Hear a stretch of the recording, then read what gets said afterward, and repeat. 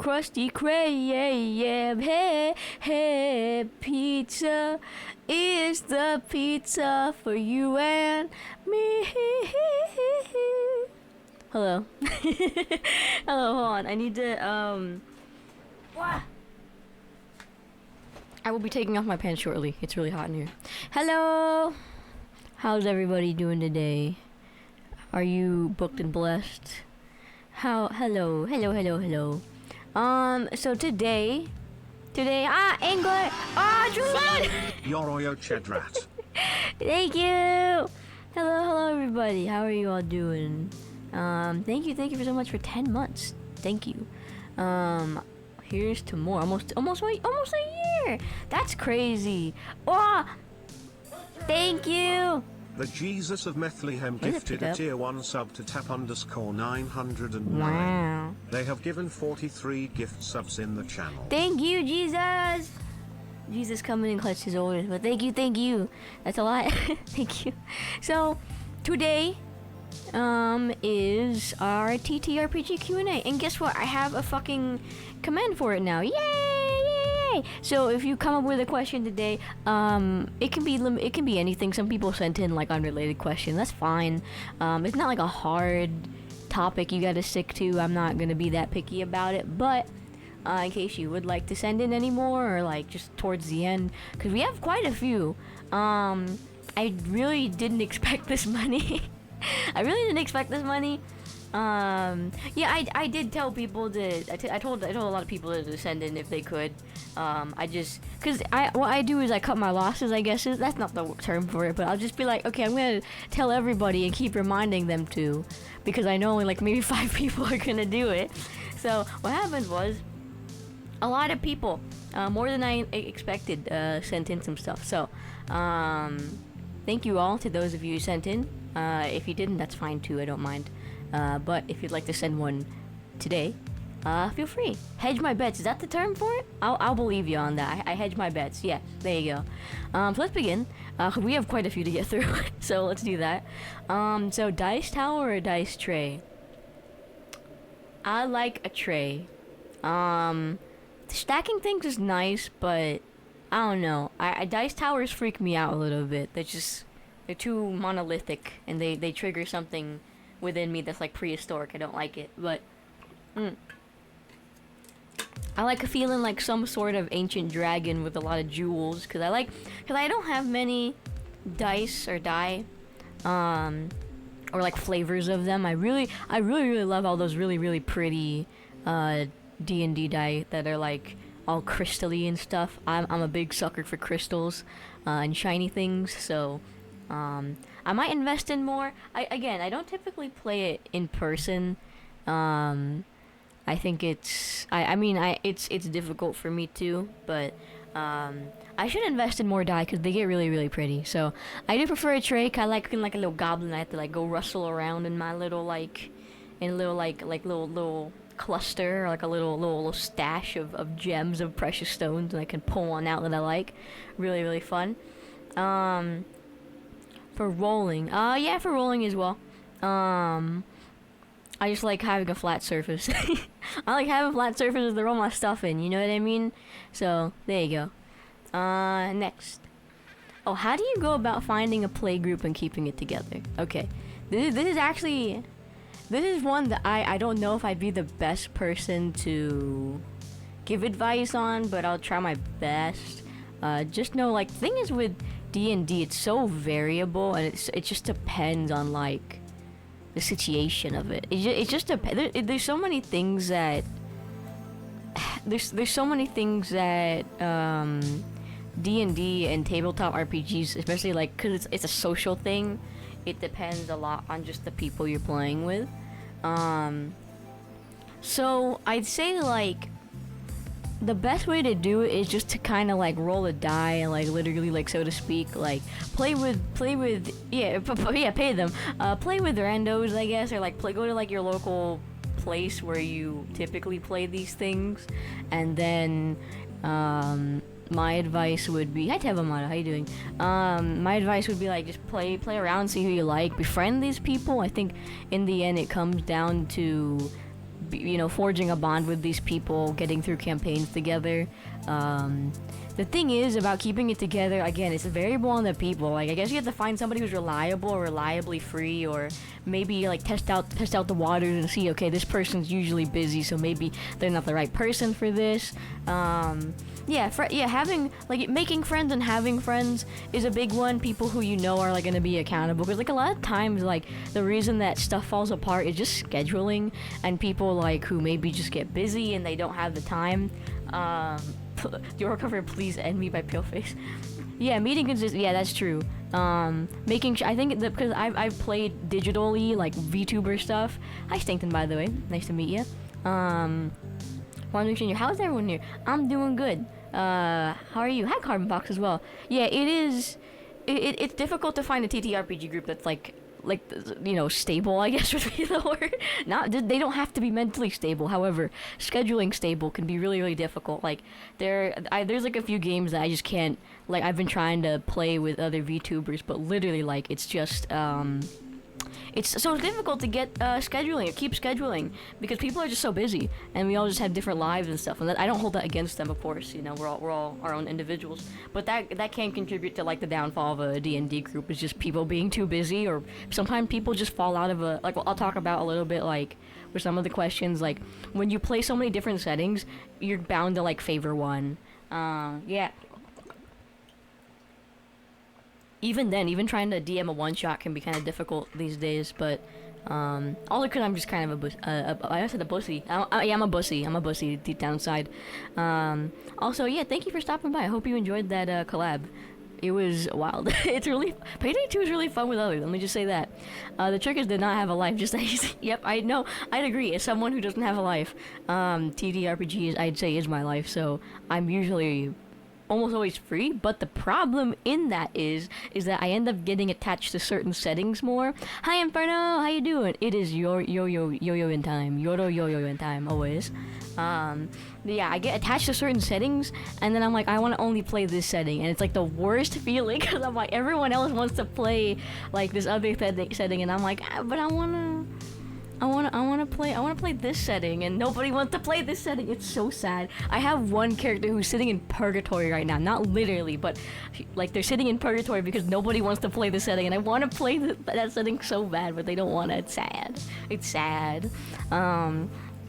But in the end, it just comes down to consistency, being homies, and making sure, like scheduling is clear, and just like reaching out, I guess. But finding a play group is a little different than keeping it together. In the end, you gotta make friends and you gotta be homies in order to keep it, in order to like even have a group, I'd say. Playing with randos is not the I wouldn't fully recommend it. I think if you want to walk in and have a few stories to tell afterwards, yeah, play with randos. Play with people you don't know. Because you are bound to get a lot of quirky characters. I've seen it happen. I've tried to play with randos, and it's ended up really, really funny. And I walked away with a few stories. Mostly like people who just kind of always have a session 0. But sometimes, like some people, like in the experiences I've had, most of the time we kind of forget about a session 0, and what we get is like people just. I have a few Gary Stu stories. I'll just say that. I have a few like, all right, buddy, stories. But yeah, my advice is throw yourself into there, make some friends, and then just be consistent. I think is the formula. So there you go.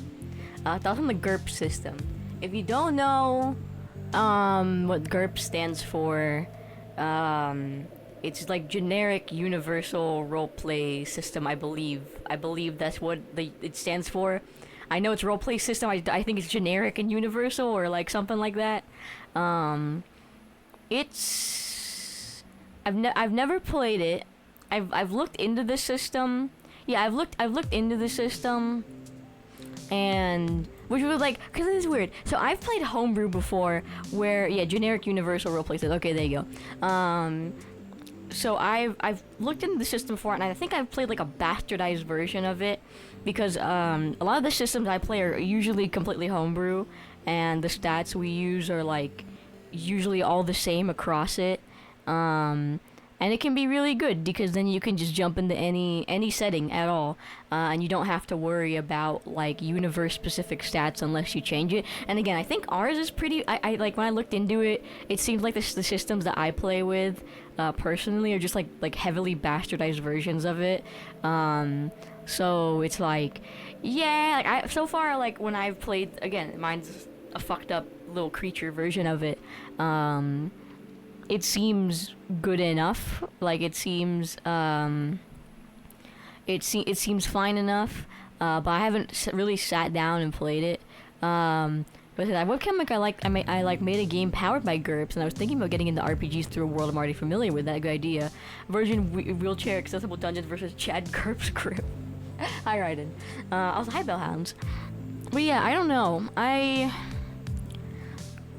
think honestly, it's good to it's good to choose the easiest system imaginable for first timers, and it's best to have.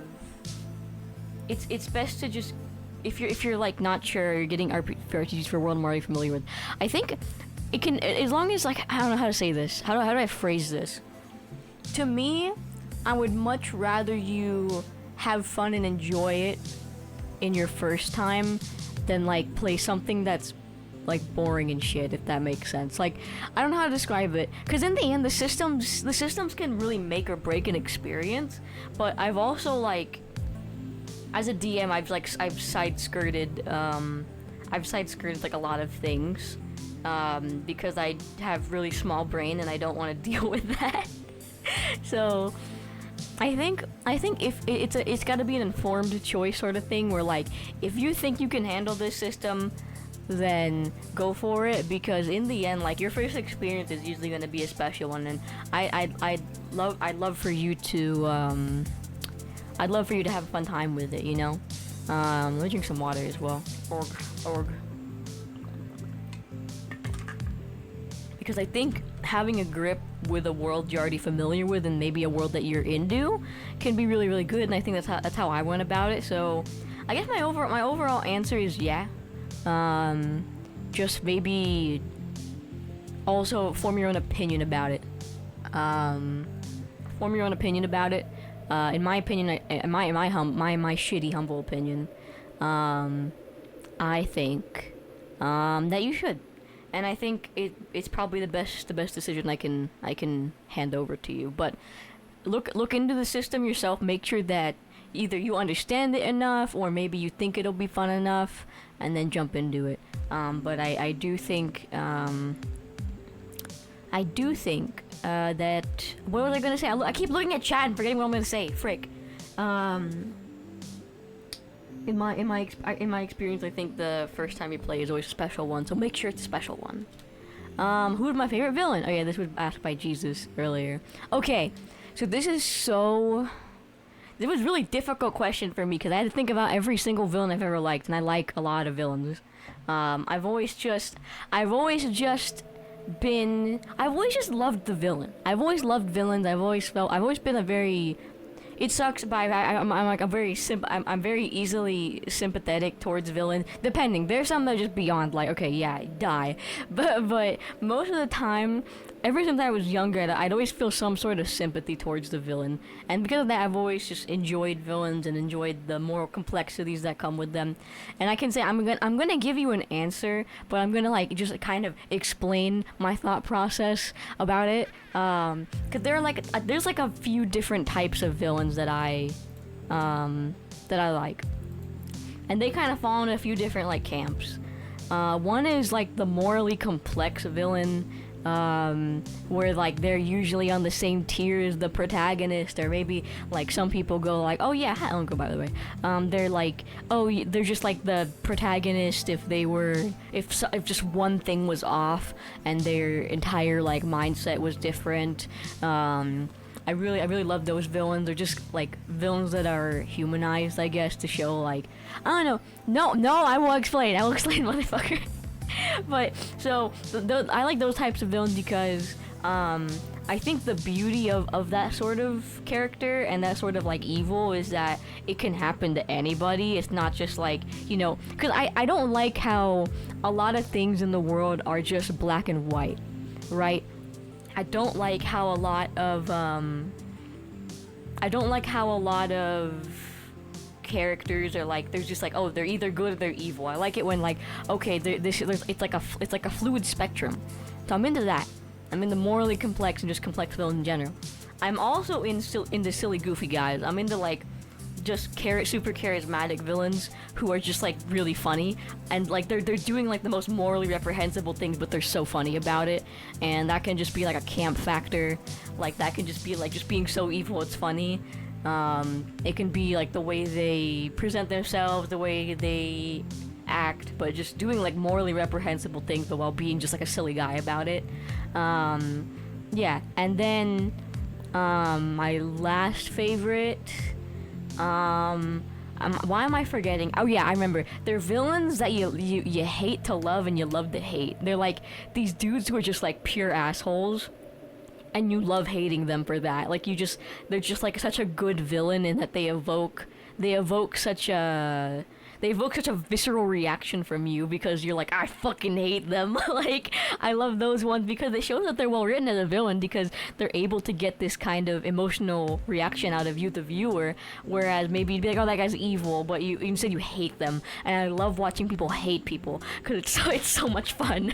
So that all being said, out of these 3 camps, I'm not really sure which one I like best, so I can give you a few examples from each camp. But I will answer your question right now with, I think my favorite villain is actually Lalo Salamanca from Better Call Saul. Not only is he just like really, really well written as a character, and he's very complex. Yeah, it's Lalo time. He's also just silly as fuck. He's like the best of all 3 worlds, I think. Because on one hand, well, he's not morally complex at all, but I think the way he's written and the way he's played by his actor, they do such a good job of like portraying this like psychopathy, like just this like really, really just like evil ass dude. And I mean, technically, when you like compare him to the other characters, like he's on the same like bad level, and he's not really, you can't really defend him in any capacity other than just he's funny, and that's also where he falls into like or I don't know, he kind of like, he's almost like, he's not really a foil to Saul, but like in terms of like outward personality a little bit, like he's that silly guy. And I like how he's just so funny. Every single time he's on screen, you're just instantly charmed by him because he's just so silly, and he just has this like this very big confidence, and he doesn't take anything seriously, and he's just insane. but he's also scary, and that's what I like, because he's in addition to being funny, he's actually like an actual villain where you're like scared for a lot of these characters because he's so unpredictable, right? He can like smile, even be like smiling, but there's like this emptiness behind the eyes, and I love that. His actor did such an amazing job at playing him. And then on top of that, he's a villain that you just love to hate because he's just so evil. He like fucking tried to live stream like he tried to record like him killing Gus, and it was like really, really funny because he's just the camera angle was just utterly hilarious, you know. And you're like, this dude just like he's just evil. He's just a bitch. I hate him, but he's so funny. And every single time every single time he's on the screen, it's like I'm just waiting for him to say something because I'm like, he's gonna be funny. Like every single time he opens his mouth, it's just pure gold.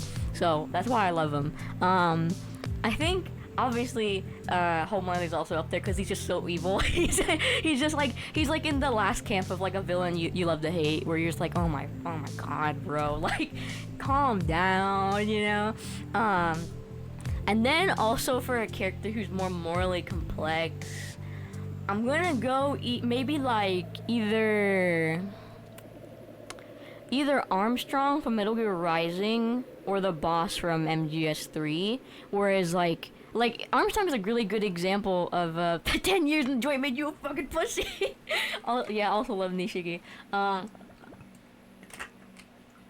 But also I think Armstrong's a good example of like literally his theme is like, standing here I realized like you're just like me, trying to like literally, you know, like the lyrics of the song literally state it, that like him and Raiden are not so different, they're just like there was like one thing that's different from them, and that's usually their mindset or what side of the coin they're on, and I really like that.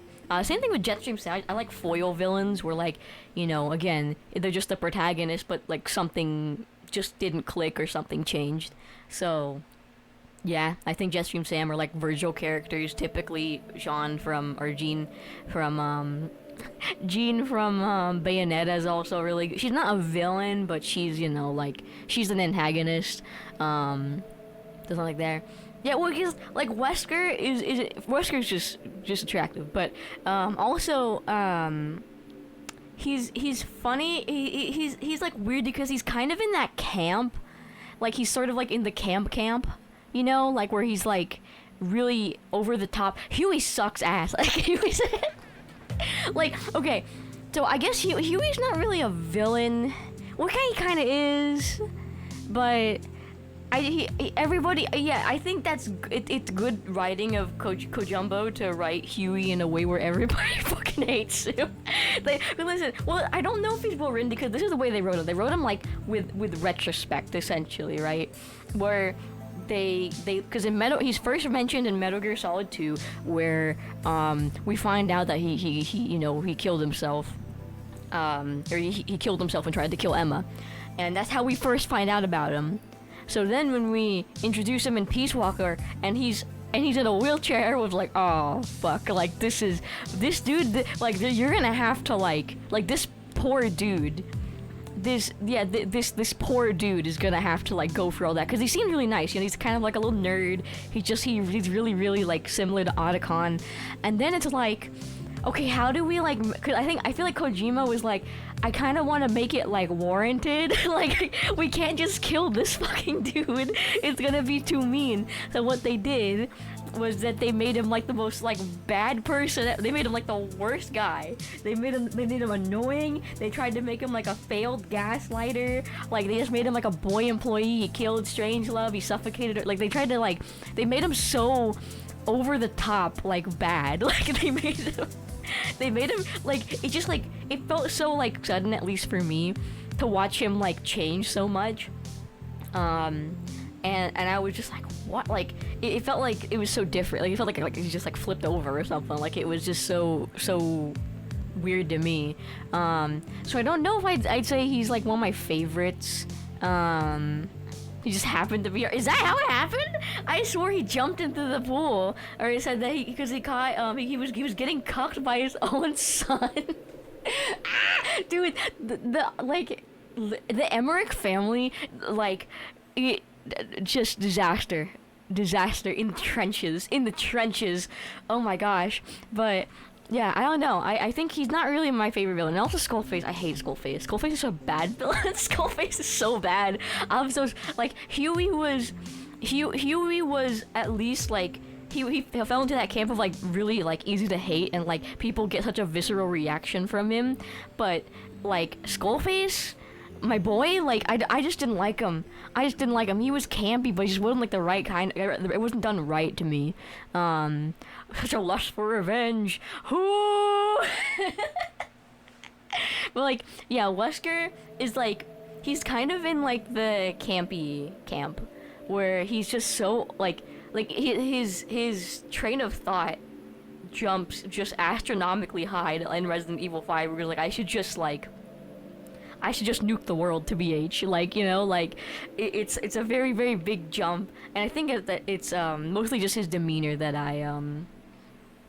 his demeanor that I'm into, and less of him as a villain, because as a villain, like, he's not too bad as a villain. I think he's a good, you love to hate him villain, and he's just like an entertaining villain at the most. I feel like he gets the job done. When I compare him to some of my other choices, like, is he the best? Not really, but I think he makes up for it with just his charisma. Yeah, Skullface was just kind of I didn't really mess with him, not that much. I didn't really enjoy him that much. So yeah, Ripperoni Skullface. Player-on-player romances, yay or nay? Yay, but don't be weird about it. Consent is everything. Consent communication is everything. But yeah, I feel like Cause there's some really good. I've seen some really good romances, not just like in my own game, but like on other games I've watched. Like, you can get some really nice character development and really sweet moments, but some people think it's weird. Yeah, some people think it's weird. Other people think it's fine, but just make sure you like communicate that. Ship your PCs to each other like two. Yeah. Arrange them for marriage like your two feudal families back in the medieval period, trying to get like, you know, some power and status. That's what you do. You just kind of mix and match them. Ocelot is campy and gamer, John. I will agree. Ocelot is very campy and he's very cunt. He's not. He's like a. I don't know if he's a villain. He's just kind of weird. Who's the worst TTRPG player? Why is it my friend Manuel? I don't know. Kohana! I love you, Kohana. How you doing? Welcome. Nice to see you. Kohana is my S-Pro sibling. Check her out. Boom, there's our little thingy. Yeah! But yeah, player-on-player romances are fine to me. I think, honestly, you can get, like, there are so many... Kohana, you chama. You. I love you. Homie, shout your ass out.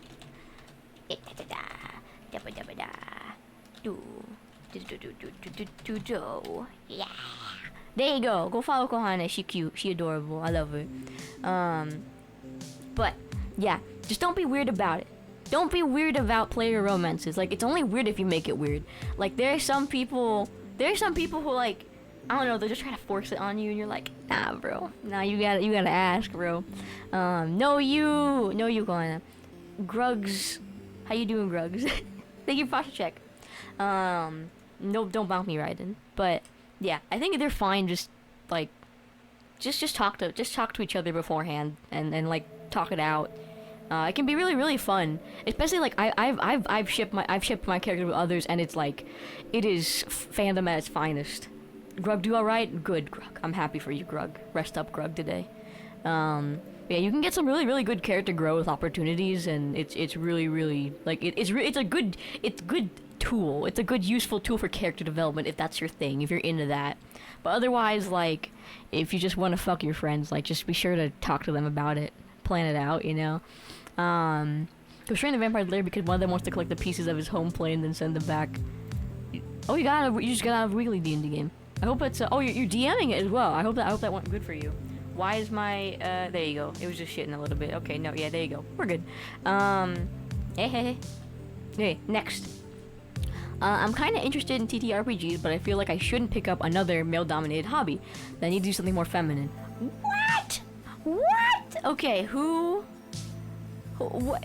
I feel like, I don't know. I feel like it's equal. I've known so many oomphs.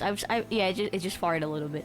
I've known a lot of girls who are really into TTRPGs. I wouldn't say it's really male-dominated.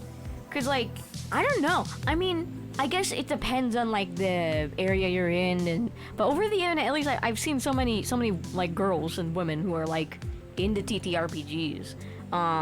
At least maybe that's just my circle, maybe that's just my experience. I don't know about yours, but I feel like you shouldn't gender that. TTRPGs are not gendered. In fact, they're the opposite of gendered. You can be any gender you want. It's like not it's not. I wouldn't say it's more masculine or feminine. Like, there are many people who just like there's so many women characters as well. So I mean, I think you should go into it. I don't think you should necessarily just gender this activity, or I don't think you should refrain yourself from finding something you might absolutely enjoy just because it's like surrounded by dudes. Like, a lot of the people I play with are just dudes. There are some girls as well, but it's not like it's never been like a big deal. Though I do understand, like, I've been the only girl in the party type of beat before, but I think it's not, at least for me, maybe it will for you, but it is a person by person basis. But it's never really bothered me, or I've never really like been. I've had moments where I'm like, it kind of does sometimes suck being the only girl in the group, but it's never hindered me, especially when for me, it's, how do I say this? It's never hindered my experience, and I focus a lot on character development, so it's never hindered my character development just to have, like, and also, like, you know, the NPCs are the girls too, but I've never felt particularly hindered by just having a sausage fest. Like, you know, it's fine. But there are definitely women out there who play TTRPGs, and really because again it's a social game, like Snake says, like it is variable, and I'm sure you could find people like that are just women who can play with you if that's what you feel comfortable with, whether it's digitally or in person. But yeah, I do see typically a lot of dudes, but I also see a lot of women too. So I don't think it's necessarily male dominated. I think a lot of the major players are probably male, or at least like the big names like Matthew Mercer, Brandley Mulligan. But I also see there's also a lot of big girl names. So I don't know. This game is very variable. Also, hi Zawahang, I'm doing okay. How are you? And you can be a clown that gives that clown job. I've seen it happen. Also play Toreador. Yeah, you're good. Yeah, there's a lot. So I don't know. I don't think it's like less feminine to play TTRPGs, because you can make whoever you want. Like you can explore your gender, your femininity, or your sexuality, or like your anything like that. It's a very beautiful game because the only limits are your imagination, which I love. And it's naturally a very inclusive game for anybody because it's, you know, again, it's just, you can if you want to. It's naturally just a game that, again, it's just dependent on the people around you. So you like the people you play with define your experience a little bit. Yeah. I don't even think it's really a boys club like it perhaps used to be in the past, but I think it's just a game now. Everyone likes it. So I don't think you should hold yourself back from enjoying something that is so magical, at least to me. But I don't think you should deny yourself the experience of potentially enjoying something so amazingly magical, just because you're afraid of maybe being the only girl in the group. It's fun. Yeah, Warhammer's also there. Yeah, Warhammer. Yeah, if you want a boys club, go check out Warhammer. Next. Well, okay, here's a long one. Why do players feel the need to continually ask for checks? You want to make a perception check for what? You've got eyes, don't you? A strength check? You're a fighter. Just say you try to lift it. Just say what you're going to do and the DM will call for a check if it's needed, which should be used sparingly and to build tension. But they want to roll dice and act surprised when the dice fail them. We should really all just go back to AD&D and cook. And cook. Or OD. Or GURPS. These are silly acronyms if we're feeling particularly masochistic. Well, this person's obviously very opinionated, and I'm interested. I will say, as a DM, I do appreciate when players take the initiative. I sort of agree with this. I love it. I like, okay, because because the thing is, with this, with again, it's variable, but a lot of the people I play with are the people I DM, for the most part, are fucking bottoms. They're submissive ass people, and they need to stop that because I'm a DM who's also a bottom. So it's like, I don't know. I think a lot. Again, I don't know who you're playing with, or if you're just like playing with randos, or you're playing with people you know. If you're playing with rando, they might just wanna like ask, and just like they wanna like, you know, if they don't know you, they don't know how you play. Maybe just communicate that with them. Be like, hey, I would rather you guys just kind of do whatever you want, because they don't want to like, actually you can't do that. Like they don't want to hear that. So just, I'd say the remedy to your problem where you're like, why do players do this? Just communicate to them. Be like, hey, I would appreciate it if you guys should like, you know, if you guys want, I'm the type of DM who does this and this and this, so keep that in mind when we're playing. Just communicate what your style is, because they don't know that. They don't know that you don't want this if you don't make it known. Now if you've made it known, they're just ignoring you. It's a different problem, probably a problem they need to get over themselves. But I think you just need to communicate that your play style, your DMing style, so that way the players know that you're doing it this way, because some of them probably just don't want to push your buttons too much, you know. And I'm guilty of this too. I haven't communicated my DMing style exactly. I do. Oh, not the Dia. Welcome to Club Buddy. I don't. I personally like it when players take the initiative and they just do things that I allowed them to roll for stuff. And it's actually been a problem I've had with one player I'm DMing where, hi, how you doing?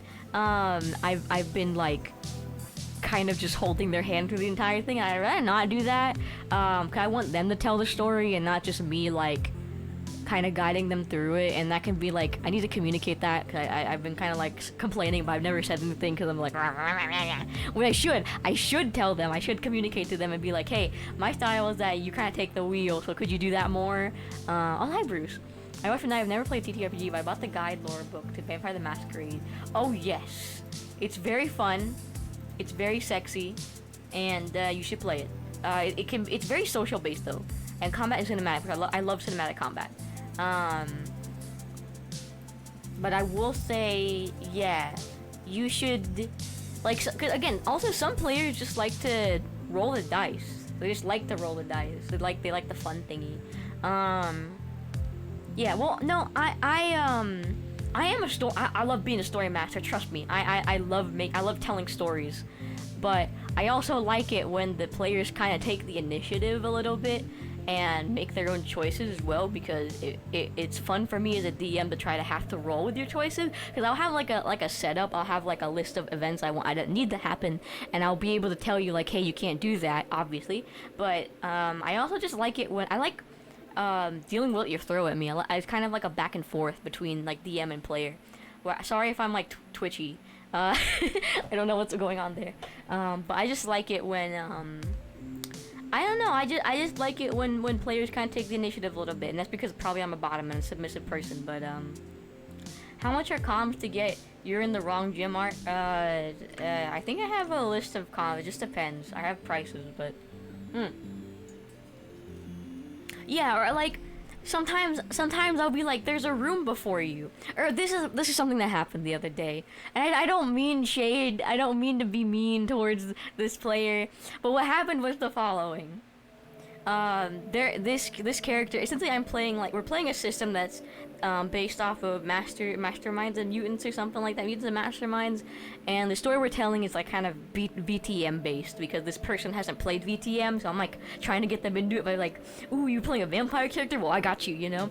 And so they have a ghoul, and if you don't know, some sires are particularly attached to their ghouls in VTM lore and stuff, and so what happened is he essentially the story is he didn't mean it and he didn't know it, but he accidentally foiled this big vampiric society plot that they had. Also, happy early birthday, Jabals. I also feel old.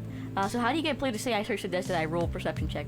Well, again, I usually do this over text. We do it like over Discord just because it's easier. My camera's been fucking up lately. But oh god, I'm getting jostled by an invisible spirit. But essentially, like he had a ghoul, and she was getting like his pseudo sire, quote unquote, like was grabbing her by the hair, and he was like throwing her around like a rag doll, and then he just stood there. He just stood there, and he just said, no, stop it. I'm like, go away. I'm like, what, are you just gonna stand there and let her get jostled around, bro? Like, I was a little frustrated because I'm like, bro, he's like, yeah, he's like, stop, and like, man standing, not doing anything. Dude, what are you doing? I'm like, bro, do something. You can do something. I'm not stopping you. Just do something. Like, I was a little disappointed, because I thought you were better than this. I thought you would do something, you know? Because other people I DM, if they're put in a situation like that, they're taking the initiative, right? They're like going like, I'm gonna beat the hell out of that dude. But this particular player, again, he's a great player. I'm very happy he enjoys my sessions. But he was just doing nothing, and it was only when I had a pseudosire bite her that try to like feed off of her. Then he did something, and I'm like, you're not gonna, I'm like, bro, why did?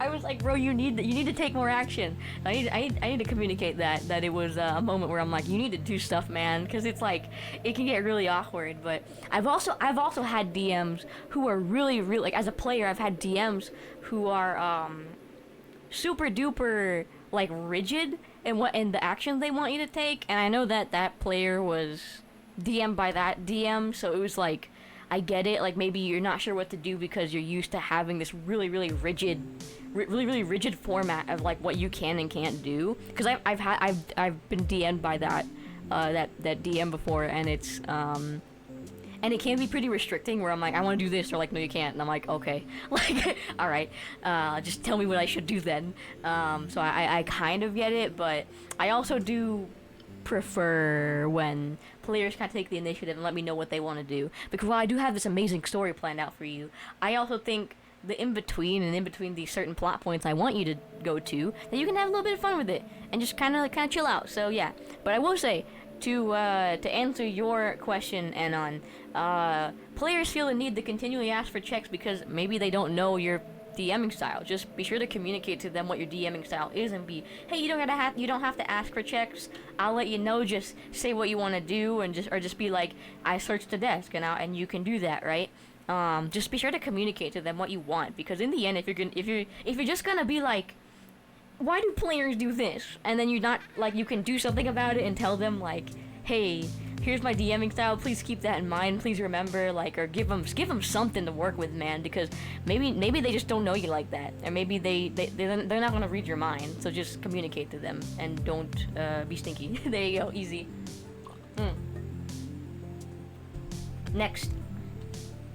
Have you ever dreamed that you were one of your TTRPG characters, that you were with one of your characters? Yes, I wish I had more, because I love my characters and I'd love to dream about them, but I rarely get dreams. My last dream was that I was with all my, because I have like an equal amount, or not anymore, but I used to have an equal amount of guy characters and girl characters, so I had about 10 guy characters and 10 girl characters, and to me, in my mind, I feel like they'd all get along. They all have like really like big frat house energies whenever I imagine them like interacting with each other.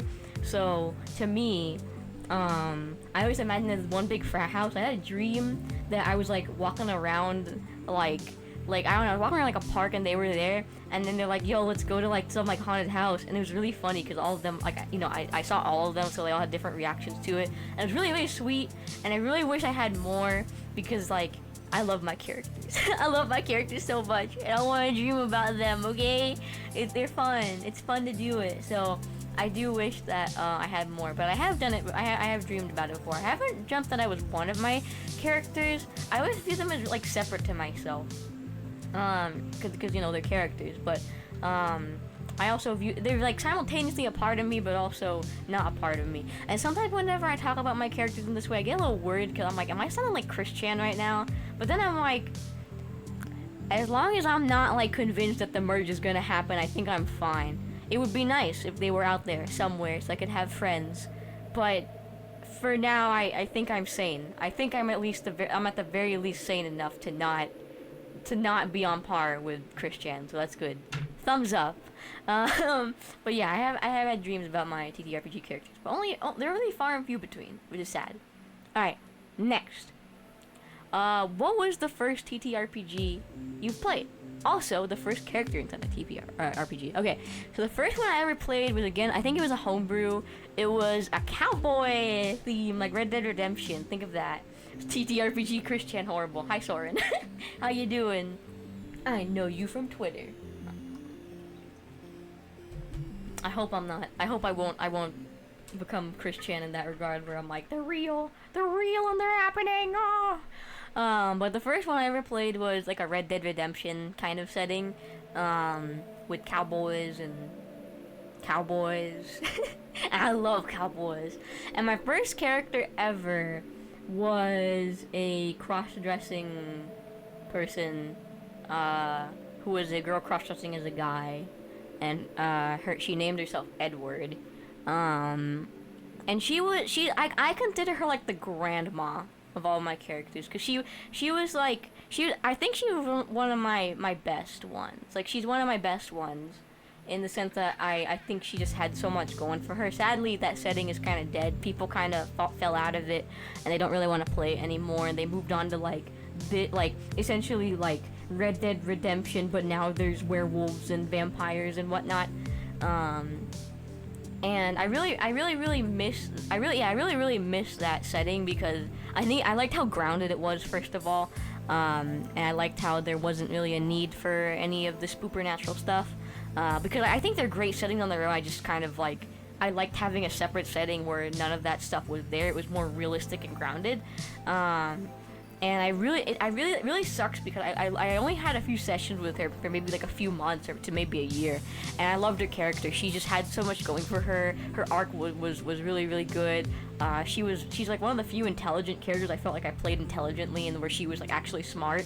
And since then I haven't really had a truly smart, like a truly intelligent character who was like, you know, that used that elevated language and was like just really complex to play too, because she was like a Southern belle who like ran away from home because she like hated the culture of it, and she named herself Edward after like her dead like brother-in-law who like was killed, and she had just had this great arc because she says that she wanted to be a doctor, but you know, like how it was back then, they're like, no, you can't be a doctor. You have to be a wife and give birth to kids. And she's like, no, I'm not. And so she runs off and she learns her craft by herself, and then she becomes then she becomes like a doctor, like a pseudo doctor to like a gang and stuff. And it was really cool. And her like battling with like people knowing or not knowing like if she's a boy or a girl and stuff. It was really fun, and I miss her. I miss Eddie. I hope I can play her again someday. But yeah, that was the first TTRPG I ever played, and I think she's one of my best characters. I miss her. I miss her a lot, guys. But yeah, that was her, and she's epic and she's cool. Next. What? Okay. What is a TTRPG? Well, I'm glad you asked, bitch. Let me get it. I actually did a Google Slide thingy on it before. Not for this particular Zatsu, but you know. Where is it? I had two. Yeah, I had a character workshop and I miss my Drag King Tails. I miss her a lot. Yeah, I do miss her. She was so much fun to play, and she's actually a really fun character because she actually spawned in a what I call like a bloodline. Essentially, like she started this archetype of character that I still play to this day and like homage to her, or just like homage to her character and what she stands for. Hold on.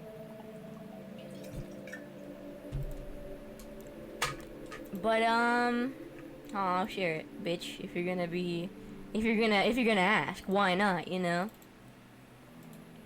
There you go. Try me, bitch. Try me, bitch. You think I won't? You think I won't? I will. I will pull up the thingy I made. All right. So let's talk about it. What is a tabletop / D&D, huh, bitch? So first of all, a tabletop RPG is a tabletop role-playing game. You play it on a table, and it's a role-playing game. Yeah, and D&D Dungeons and Dragons, which is like a lot like an umbrella term these days. Blanket term nowadays, yeah. It's a role-playing game which you usually play and improvise the character, usually using dice to determine the outcome of situations. It's very fun, and I have a quick history, because actually, guess what, motherfucker? Somebody asked, explain the full history of TTRPGs, please. And bitch, don't think I didn't come prepared. So how does order in chess and Kriegspiegel essentially it's like, what if a rook had a motive, right? Giving your rook a motive. So like, what if like my all the pieces of chess on the board had reasons for being there? What if they, you know, they were in love with the king or something, you know? Boom, easy. And then it started slowly evolving around the 1970s with chainmail, which is like mostly for miniatures and stuff like that. Which is interesting seeing that this sort of culture, especially with like the old style RPG stuff like chainmail, has like continued to exist in things like Warhammer and whatnot. In 1974, the big one, Dungeons and Dragons, came out in 1974. Obviously, still focusing on this more medieval stuff because of chess and Kriegspiel. And then eventually you get things like it evolves and you get social RPGs and more thingies, or like, I don't know, like more social mechanics and focusing on your character as their own thing in 1991. And then after that, we had a decline in the mid to late 90s. There's like a big satanic panic as well. Maybe not during this time, but there it was. It has popped up here and there. And also, you know, it just became like a nerd thing, so people weren't too into it. But now, thanks to a lot of these great people and pushing it back into the mainstream, it's become way more accessible and way more popular. And honestly, I wouldn't have it any other way. So yeah, boom. You saw D&D Military Museum, made you feel so old. Oh yeah, also the D20 system is like a big thing. And then I have like a bunch of other ones like Call of Cthulhu, World of Darkness things in general, Cyberpunk Red, Tingleverse, which is really funny, Blades in the Dark, Fiasco, Shinobigami, and Necronica, which are two Japanese tabletop thingies, which I believe Hal Bernacht actually did stuff with that. I'm gonna shout him out real quick because Hal Bernacht is like, to me, he knows shit, you know? And he's great. He's cool. I'm missing GURPS, but I'm talking about things I think are cool. Okay, this is what I think is cool. But yeah, we're not gonna do that now. But there you go, owned. You thought I wasn't prepared. Well, I did. So get owned. Hold on. Okay, next. We're playing TTRPGs Get Me Laid. Or we're starting them Get Me Further Away From That. You idiot. you highway to hell one-tracked minded ass motherfucker. Well, again, I guess it depends on the girl you're into, or type of girl or guy or whatever you're into. Yeah, depends on like your taste. Like, some people are gonna think that's really epic, okay? And some people are gonna be really into that. Oh, you play Dungeons & Dragons like Bradley Mulligan? That turns me on. And they're gonna do that, right? Other people, they'll be like, I'm not into that. So I guess it depends, right? And also, yeah, maybe love can bloom in the D&D party, okay? Maybe love can bloom even in the D&D party. I don't know. I've never heard of something like this. Why is my camera not working? You bitch. Okay, there you go. I haven't personally seen, I don't know, maybe Travis Willingham and Laura Bailey, maybe, I don't know if they played D&D together. I don't know, man. I don't know, but I think it increases your chances, at least socially, I guess. If there's something wrong, like, my camera sucks. My camera sucks ass. It's overheating as well. But I think it increases your chances. But if your personality is ass, I don't know, buddy. I think if your personality is ass, you're fucked either way. What is this? What? I have so many cords, and I'm so tired. There are unlimited cord works in my household. Okay, there you go, you motherfucker. Turn off and turn back on. There you go. It will make you friends though. You will meet people that are really cool, and that's really epic. However, it's up to you if you're gonna be weird about it, I guess. But yeah, maybe it increases your chances definitely. I'm shaming you. I'm shaming you if you're just doing it for pussy though. I'm looking at you and I'm going, yeah, that's right, bitch. But yeah, so yeah, it increases your chances definitely, bitch. All right. Oh. First time you ever played TTRPG? Okay, this is kind of related to the other question, I guess. Not the last one, but the other one from before. How did you get into it? How did it go? What made you come back? Okay, so the first time I ever played it, I was like in high school, I believe. I was in high school to like just out of high school, and one of my oldest friends at the time, he's like, hey, I'm starting this thing. Or I'm starting this thing up, and I want you to be a part of it. I think you'll have lots of fun. And I hadn't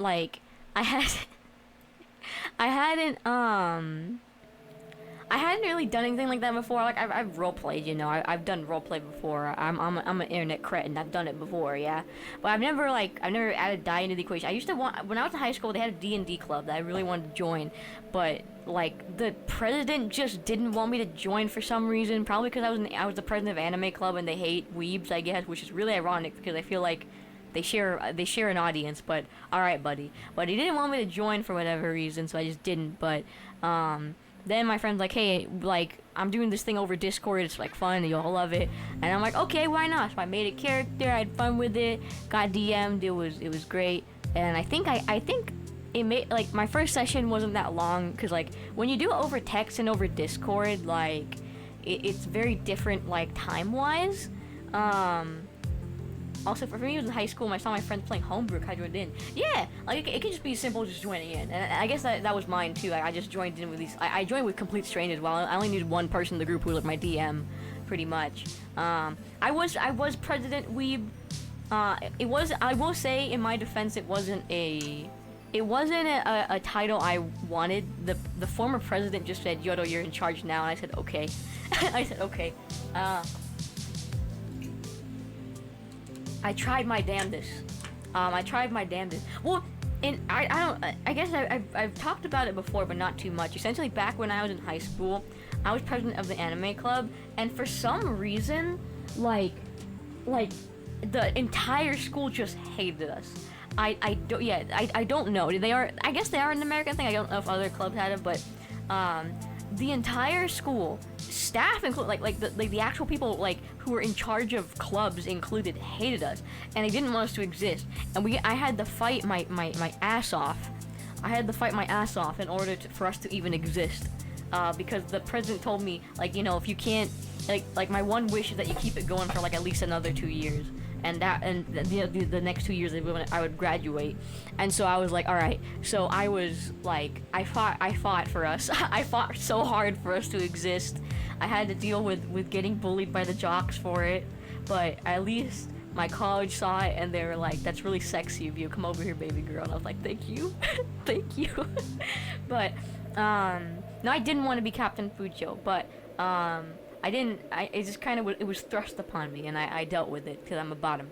But yeah, shoutouts. But yeah, for some reason, Dungeon Dragon Club just didn't want me there. Like they're like, we don't, no, sorry, it's full. Did I win? Yeah, it's still going to this day, as far as I know. Or it died for a year and then came back. And I guess I mean the culture's changed enough these days where it's not cringe to be a weeb anymore. So. Good for us, guys. We did it.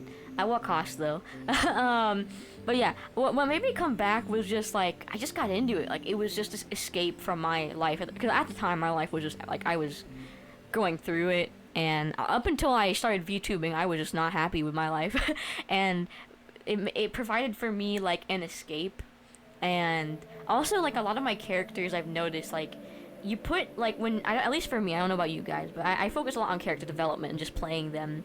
But a lot of the characters I make, I put a piece of myself into them.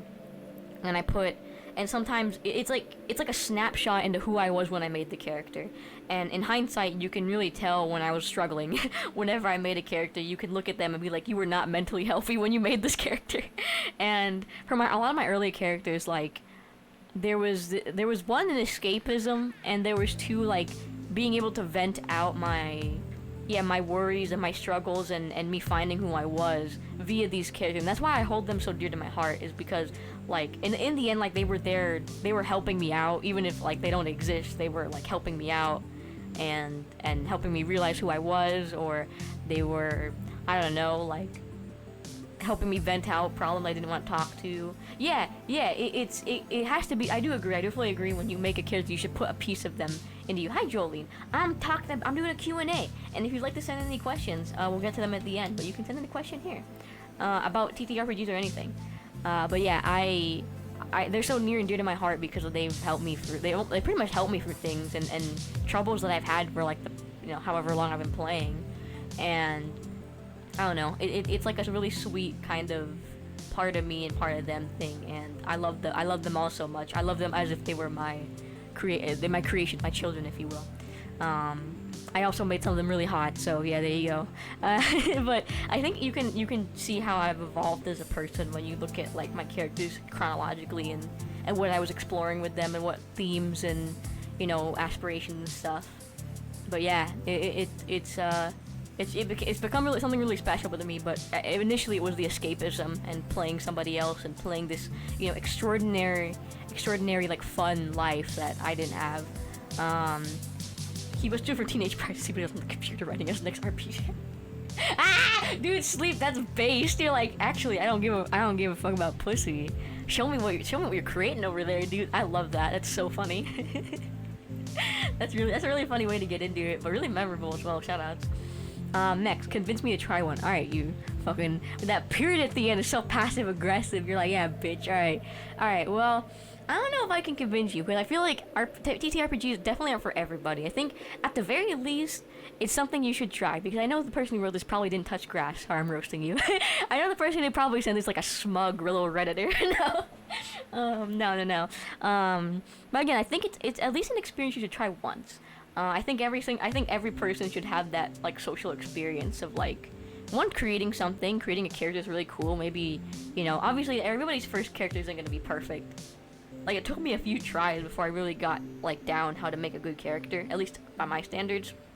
But I think it's just really fun, and it's a way for you to make friends. It's a way for you to explore who you are. It's a way for you to vent out your troubles. Like, there's so many good things, but there's also so many bad things as well. I think that's necessary to know. It is a very, very variable game, but in the end, I think you should enjoy just creating something and being proud of it.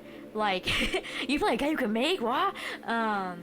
But I think, like, yeah, in the end, it's just like an experience I think everybody should try. And for me, it's been life-changing, Like, tabletop is like a really, really big... Yeah, they're anonymous, by the way. It's a really, really big part of my life now and part of my identity as a person. Like, just like a hobby I like, and it's become like a really big passion of mine. And if I could have a career in helping make things like that, I would. But it's something that's just so personal. It's a very personal experience to be able to create something and tell a story with something. It's a story that you write in the end, right? Again, of course, I'd have recommendations for how to get started, but it's just really fun. And if you're gonna be smelly, if you be smelly and you're like, I'm not gonna try it, well, that's on you. You're missing out, buddy. So I'm gonna use the power of FOMO on you. Yeah, you're missing out on so many fun things, so many people you could meet. You're missing out on pussy, you're missing out on penis, and bussy as well. You're missing out on so many things because you don't want to try it, and you're like, I'm too cool for that, So I hope you feel FOMO if you. I hope you feel FOMO if you decide not to try it. There you go, easy. I can climb that mountain. See that mountain over there? You can climb it. Sorry, I thought of Todd. Yeah, finding a good group is hard. I feel like I'm very spoiled in terms of the groups I've played with. For the most part, I've had a few where I'm like, oh my god, like I was like, get me out of here, bruh. Like I've had parties where I'm like, oh god, this sucks. I need to get out of here. But those have been few and far in between. I will say, like, find people you trust. Get to know people. Like a lot of people are just so nice about it too. So I don't know. You meet a lot of amazing and super creative people as well. Is one thing I've noticed. Like I'd say Hal is one of, like, hands down the best DMs I've ever encountered. That man, like, has like a Pepe Sylvia like red string board, that sort of thing. Yeah, if you don't like it, just don't do it again. I hope you feel FOMO if you decide not to. All right, explain I already did this. Why are you here? Okay. What is your favorite character archetype to create and play other than broody cunty men? I know that has to say cunty or sexy. No, sexy men. Okay. Let me tell you the tale of dark plagues the wise. No, let me tell you my favorite type of character. So like I said before, I have archetypes that I've created in the process of just making characters. I've created, like, I call them bloodlines. I call them bloodlines because they're in my mind they're all related and they're all happy. Okay. Well, tell me, are you a Jedi? It's not a story the Jedi would tell you. I actually don't really play broody, sexy men. I play sexy men, but not all of them are broody. I play psychopaths. I play psychopaths as well. I play silly guys. I guess I like playing fish out of water characters where like they're unfamiliar with the world around them. They're like really fun to just watch exist. But these archetypes, in terms of like build, I usually like a kind of well-rounded character. I find that I usually go for like strength and dexterity and then charisma. So I have like a paladin build usually.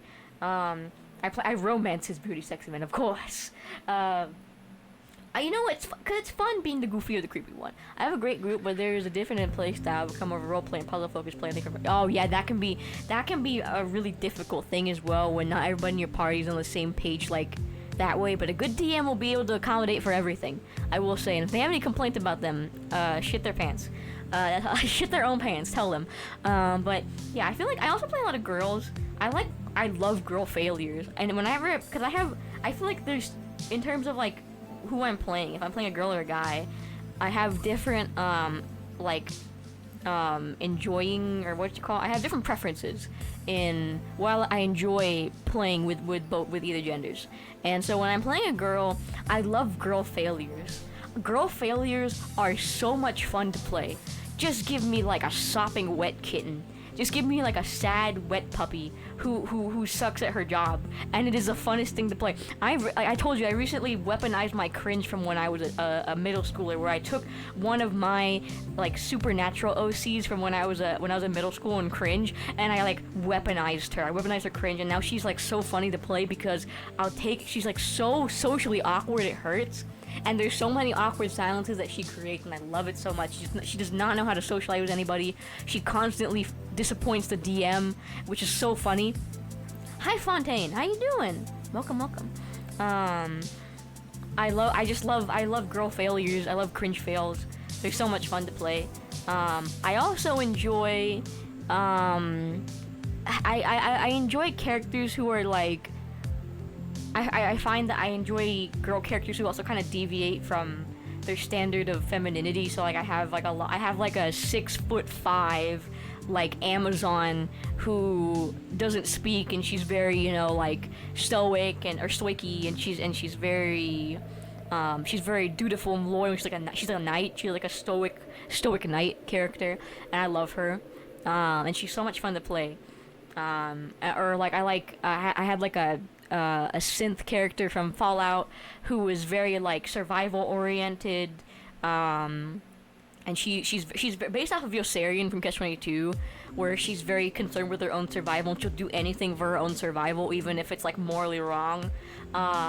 Yes, she doesn't speak at all. Oh, 20 committee, welcome to the club, buddy. Did somebody raid? Am I going crazy? But thank you. Oh, hi, Corpse! Corpse. You epic. How are you doing? I'm gonna shout you out because you're epic. Corpse is also a really big, she's a really big TTRPG fan, so. But yeah, actually the cool 6'4" knight girl, she does not speak. She doesn't speak, she's mute. Which I wanted to play a mute character, but I want to do it fun, cause she's also as a knight, she dresses like a knight. She's like this huge hulking figure in like armor, and so nobody knows she's a woman or not, but I like that kind of like, it's like a nice nuance. It's a nice nuance of being able to play her and nobody knows her gender, even the party, so nobody tell, okay? Nobody say anything, nobody tell anybody. That's her big secret. Well, she's just quiet. Hi 20 committee. Oh, thank you! Corpse, I hope you enjoy that sub, thank you. Yeah, she just kind of like, she just doesn't talk. Well, cause essentially like it's from, okay, I'll spoil it. She's from like a Game of Thrones thing, and like it's kind of like difficult. She's like a bastard as well, so she's like a bastard in like the Game of Thrones universe. And like I don't know much about Game of Thrones, so I just kind of like made her, and the DM was like, you should make her a bastard. And I'm like, okay, but she's a bastard, and I'm like, it's kind of hard to miss a 6'4" bastard woman. So it was like, okay, maybe she just shouldn't speak, but she doesn't speak, just because also one, she just doesn't feel the need to. She's just kind of stoic. And also like, you know, it's kind of hard to miss like a 6'4" bastard woman that everybody knows is missing. So yeah, but I love playing her. Because she's very sweet too is the thing. She's very gentle, like a gentle giant. But there's like this kind, it's like a nuanced thing because everybody in the party assumes she's a dude. Because I never made it clear what her gender was. Everybody in the party just kind of assumes she's a dude. But there's like a nuance to like playing a woman who's not really hiding her identity, but having everybody assume you're a dude. It's a very, very, very fun experience. And also the fact that she's mute too. So I had to be creative in how to like showcase what she's feeling and how to how to like go about that as well. Also recently I made like a really sexy evil priest, so that was fun. But like that's a whole different story. He's not really broody, but he is cunty and sexy. But yeah, in terms of like women, I play like either cringe failure woman. Or sexy women as well. I play a lot of sexy women because I could never be that, so I want to pretend to be. And then like masculine women, and then cringe failures. And then for guys, I tend to like. Okay, I play what's attracted to me. Okay, I'm just gonna be real here. Okay, I play niche. No, because I've made sexy cringe failures before, but they've been dudes. They've been like dudes who are just like absolute cringe, but they're like you know. I also love guy cringe failures as well, or guy failures. But a lot of the guys I play are usually like they're characters that I'm like, there's nobody fulfilling this specific niche I have, so I'm gonna do that. You can make cringe sexy. There is something so look at Germa. Do you know how many people want to bang Germa? A lot. That's because he's cringe sexy. He's cringe sexy. It's quite simple, really. It's quite simple. But you can. Or like I have a girl cringe failure who like half of the PCs want to like bang her because she's just really nice, but she's cringe, and it's like and that's attractive to people. You know, they're like, dang, I want to bang her, I want to wife her up because she's really, really kind and like the pinnacle of human generosity, but also she like can't tie her own shoe. You know what I mean? People do want to. I've seen fan cams. Yeah, dude, no, literally, Soren, my next party that I'm gonna have is comprised of like bootleg Ash Williams, bootleg Castiel from Supernatural, and the most mid woman in existence, who is my character. Like, there's not a single brain cell between any of them. They are all cringe, they are all failures, but they come together, and that's what makes them strong. The brain cell they share between all of them is like the one that's holding them all together. But I love parties where everybody is just Ash. Like they're just mediocre. It's so fun. He you know, I agree he's eccentric, but he also can be cringe sometimes, and I appreciate that about him. But yeah, for dudes, I usually make characters who are like I don't know, cause I find a lot of my evil characters are dudes, and I'm trying to like bridge that gap because I want to make evil women, because evil women are awesome. Evil women are the best, and I want to make more evil women. But even when I'm playing a dude who's evil, I still like have that kind of like crying while I'm holding the gun kind of thing where I'm like, I don't want to be mean, you know, but I have to be mean. It's hard to be mean. I can never do it. But I'm trying to like I'm trying to make more evil women, but it's really hard for me because all women are beautiful. all women are beautiful. They can never be evil. So, but I also usually tend to play more evil characters as guys. Probably because I think there's like a divide there. But even my definition of evil is never like mean. It's always just kind of manipulative, or like the evil I'm doing is like I don't have to be mean. I can be nice to people, but I'm just being evil behind the scenes. I want to be just evil. I want to be a bitch, but it's hard. It's hard. Evil women are more beautiful. I think all women are beautiful. Tucked hair behind ear, but I think evil women is a trope I like to explore more. I really want to be evil and a bitch, but it's hard. Hi, Millennia. But yeah, as for dudes, like I play a lot of sexy dudes for me because I don't know, a lot of my guy characters are just me being like, you know, there's nobody in this server who has an attractive player. I'm gonna make my own. I just make like the sexiest guy I can imagine. Play the mom from Precious. Oh, that's horrible. Oh no. No, not from Precious. No. That dude, Monique was fucked up for that role, bro. Jesus. All right. Which is that's actually one of my latest. Thank you. Oh, thank you for 6 months. Thank you. Also, Jesus, you a bitch. You a bitch, Jesus. Listen, I want to try being you. I'm very consistent. But yeah, so like, so that actually happened with my priest character, my sexy priest character. I have a sexy priest character, and his whole deal is that he was born evil, or he was born evil, but he doesn't want to be evil. Is his thingy, like where he was born with just this like itch to be evil, but he doesn't want to be evil. And so what he does is that he turns to religion, but the god in this particular world does not give a shit or a fuck. He does not give a fucking shit. Mean practice, Soren! Soren, you a bitch as well. You a bitch as well, and you need to touch grass. Owned.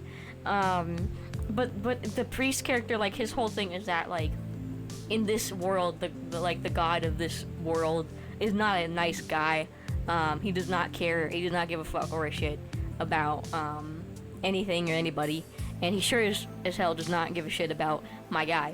And so he turns to religion to try to like essentially he's like, well, why did God make me evil? Yeah, he's Zeus. Not really. He's just like think of him like Shin Megami Tensei God, you know, where he's kind of like not nice in this world, but essentially like, yeah, essentially like he tried to he keeps trying to pray it away in a sense. And he keeps trying to do all these things to overcome it, and he becomes a priest partially because he didn't want to become a priest. His parents kind of made him, and he's like, okay, why not, whatever. And he didn't really want to be a priest, but he thought maybe it would be good for him to be a priest. And so what happened is his family gets killed allegedly, or his family gets killed by a werewolf, and he starts to hunt werewolves, but the other priests who are in the little priest hunter guild thingy are like, this is like bringing out a darkness in you that we're kind of like, we don't like seeing you have, and we think it'd be best for you if you just remain clergy, because like you're not killing for God, you're killing for something else, and that's not really good. So he ends up going back to being a clergyman, and he still struggles with this. He's like, you know, I've tried everything to get rid of this evil nature, and I can't do it. Why can't I do it? So around that time, he gets sent to a little small town, and in that small town, he discovers essentially like this kind of eldritch power that he takes. And as much as he's tried to be a good person, he's tried to be a nice person, he's tried to be like good, and he's tried to overcome his evil. There's no resources for him to do so. So the reason he became evil and what corrupted him was actually because he saw a woman getting hassled by a bunch of bandits, and he wanted to help, but he was just a priest. So he ended up while he was running away, he fell into the river, and he got carried to this like eldritch like heart thingy, and it corrupted him with power, and he then like insta-killed like the bandits, and he did a good thing, but like he got corrupted by, he was very vulnerable, and he got corrupted by like this eldritch thingy. Well, he saw a woman. Yeah, and now he's kind of, yeah, get my boy therapy. He ended up he kind of gave up. He gave up on God. Also, I saw some questions. I'll answer them in a bit in chat, but I just want to get through this because I'm gonna forget. But he's been at his lowest. He's felt like God has abandoned him, and he decides, like, he has like a, what people think Paradise Lost is about, which is not. Paradise Lost is just about the devil being a little bitch. But he has this moment where like he realized like, well, God doesn't love me anymore, and God has clearly abandoned me. So like, you know what? Like, I don't need God. I'm gonna just be my own God essentially, and I'm gonna help these people because God clearly isn't helping any of these people, so I'm gonna do it myself. But he's done it in a very kind of simultaneously selfish way. Yeah. Yeah, like, if you read some of the things that people say about Paradise Lost, I'm like, did Lucifer write this? This is cringe. But somebody asked, when is my next gaming stream? Next week. I'm gonna be playing, hopefully Metro, if I can. That was IDK. Oh, Lilybell! Thank you for the raid! Thank you! How are you? Let me shout you out. Thank you so much. Let me. Lily Bell, you epic. I saw you playing some Nautica, right, or something? Commonly. But thank you. You don't know who I am. My name is Yodo Yoyo. I'm Supreme Leader Yoyo Mania, Emoto Dictator, Idol in Training. I'm doing QnA on TTRPG stuff. If you'd like to send in a question, please feel free. It doesn't have to be TTRPG related, but you can. But I love you. No, it's okay. Go eat. Go eat. Go enjoy. I love you, Lily. Thank you. But yeah. Thank you, Jesus. Thank you. I'm talking about my sexy priest character, if anybody would like to listen to that. But yeah, my character, like, the thing is, a lot of people don't like him because he's like, well, because I don't want you to feel too bad for him, because in the end, like, he ends up still being evil. Cause when I made him, I wanted to be totally evil. I didn't want to be sympathetic, but I ended up doing that anyways. I'm like, oops, sorry. I was like, oops, my fault, OG. So, but he's a character that, like, he's kind of unfixable, first of all, with the Eldritch thingy, but in the end, he's gonna start doing some, like, selfish and evil moves. Oh, Arctic, welcome to the club, buddy. He's gonna start doing some selfish and evil moves and start to actually be evil. But I do think you can't help but feel bad for him, because in the end, he didn't ever want to be evil. He just was pushed to his limits, and he ended up embracing his evilness because it seemed that was the only way he would ever feel some sort of love for that aspect of him. But I guess Leighton! It's been so long. How you doing, Leighton? How you doing?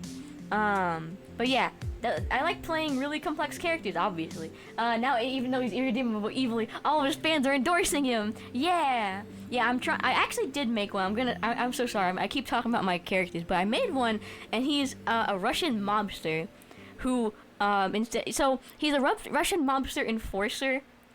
So I guess like a capo, if you will, right? And he is incredibly mentally ill, and you know he's mentally ill because all he listens to is Mac DeMarco.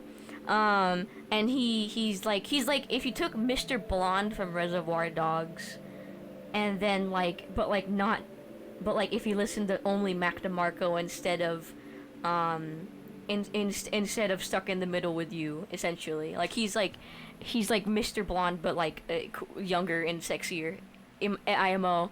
And also he's like Mr. Blonde meets Lalo Salamanca, where he has that charisma and he's very like lighthearted, but he's also like pretty like psychopathic and kind of scary, and he's kind of a villain. Like he literally shot off a PC's like one of the party members' legs off because they thought it was like funny, and the way I play him is actually really funny too. The way I play him is that he pulled out somebody's tongue and then put it in a box and gifted it to his boss, and his boss was like, bro, what the fuck?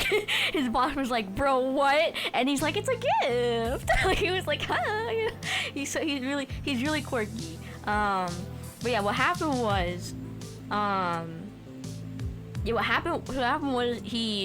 way I play him is that literally, like, the first thing so the DM presents me with a situation, okay? No matter what the situation is, I will look at it, and the first thing that pops into my head, I'm gonna do it. No matter how crazy it is, no matter how outlandish it is, I'm just gonna do it.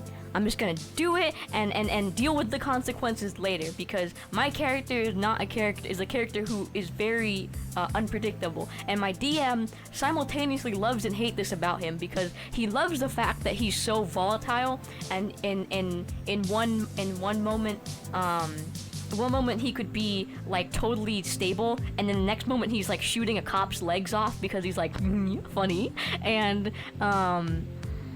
that literally happened, and I ruined everything he had planned for an arc because like I shot the legs off of that cop. But in my defense, it was funny, so I had to fully agree with my guy there and be like, you know what, it was funny, I didn't expect that to happen, but his legs are clean off, and he's not gonna walk for like at least a week because this is cyberpunk, so we can just get new legs. However, funny, and I was listening to Freaking Out the Neighborhood by Mac DeMarco, so L plus ratio plus you're a cop, and so I ruined this entire arc he had planned. But he was still like, you know what? That's fun. Why not? Exactly, Your Honor, it was really funny. Your Honor, my client thought it was hilarious. From Dusk Till Dawn. Is that a video game? I can't remember. If it is, I think I do like it. Hold on, what? I'm gonna look it up. I'm not good with names. I'm not thinking of Until Dawn. Oh, this movie. I don't think I've seen it. It's Quentin Tarantino. I didn't know he was in movies. What the fuck? He was in movies? The Feet Man. The Feet Man. Yeah, I do enjoy some Tarantino films, but not all of them. I'm afraid of Kill Bill for some reason, I think. But I like Reservoir Dogs, my favorite Tarantino film. He is a footboy, though. He's a footboy. Didn't he drink tequila straight from a woman's foot and he cast himself in that role? Owned. Yeah, she poured tequila down her toe and he had to drink it there, and then he cast himself in that role. I'm like, alright, buddy, you ain't slick. But yeah, I don't know. I play like really like, somebody told me that the types of character I play are like realistic, but I don't know if that's true. Postal Dude and Cyberpunk, yeah, essentially. Like somebody told me, I think it was one of the DMs said like, you're the type of, because I'm able to define usually what kind of character, but he said like a lot of my characters are people that you'd want to like hang out with, which I'm like, really? Like, oh, you know, like I'm like, I'm happy to hear that. I'm happy to hear that a lot of my characters, even if they're evil, like you'd still want to hang out with them and chat with them or talk with them. That's a very big, very big compliment to me that I'm making these kind of. Or you said there's a lot of layers to them. And I do agree, like sometimes there's like so many layers to a character that I get lost and I have to like remind myself of those layers. Like the Mac DeMarco character is one of them because I simplified him. He has a lot going on. Maybe one day I'll rant about him again, but for now I should get on with this.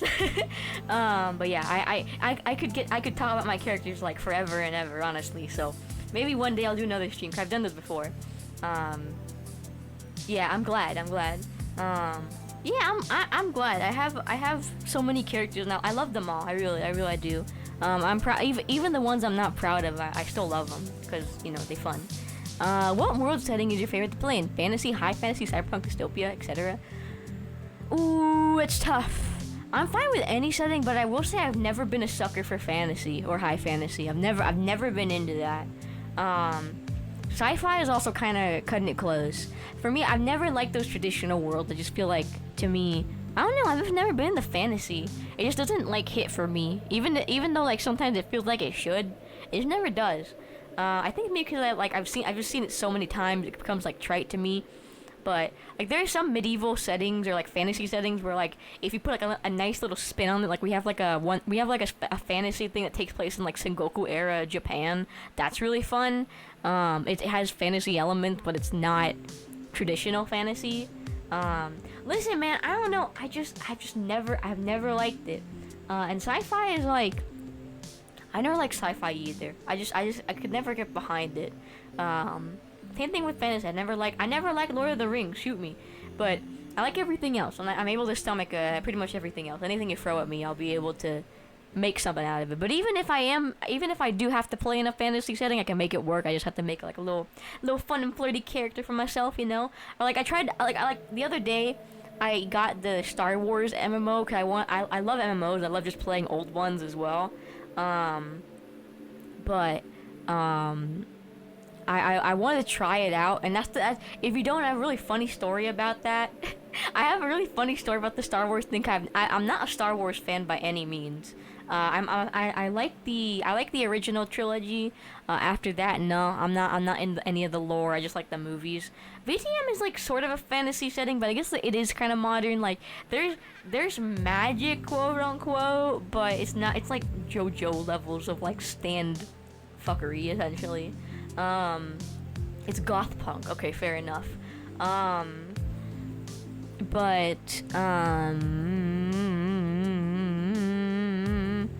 What was I gonna say?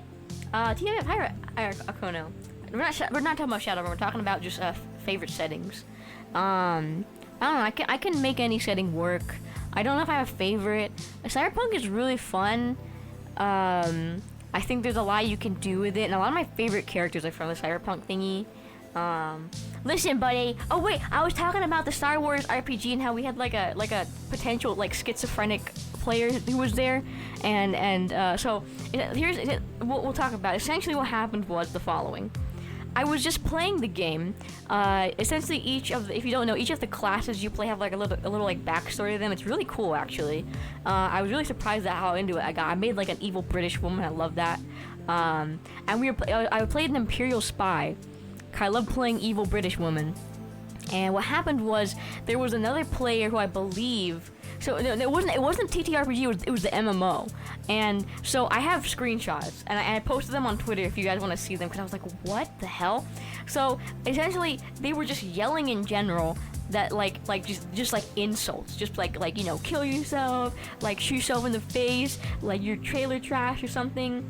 And I was like, what is going on? Like I was like, what? This person is just yelling in the general, just like they were obviously getting like trolled or harassed or something like that. Pro tip, don't feed the damn trolls, you idiot. But they were just like screaming and being like, you suck and you should go die and the feds are gonna get you, and like I'm like, what? And so I just like sat there. And I was just like sitting there like listening, and at some point like I think they were just convinced that like we were all like gang stalking them, even though like we all were the same class.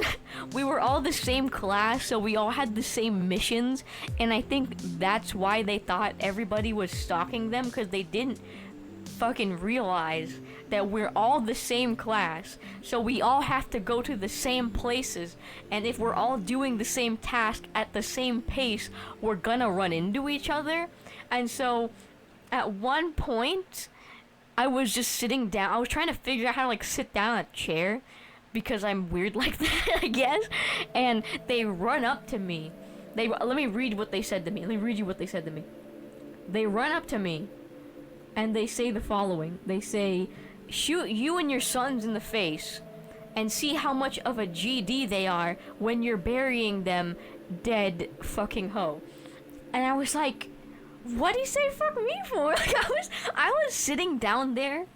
I was just trying to figure out how to sit down, and they ran up to me and said that, and then ran off into the mission, because I was waiting right outside the mission, and I was like, wow, like this is like what? Hello?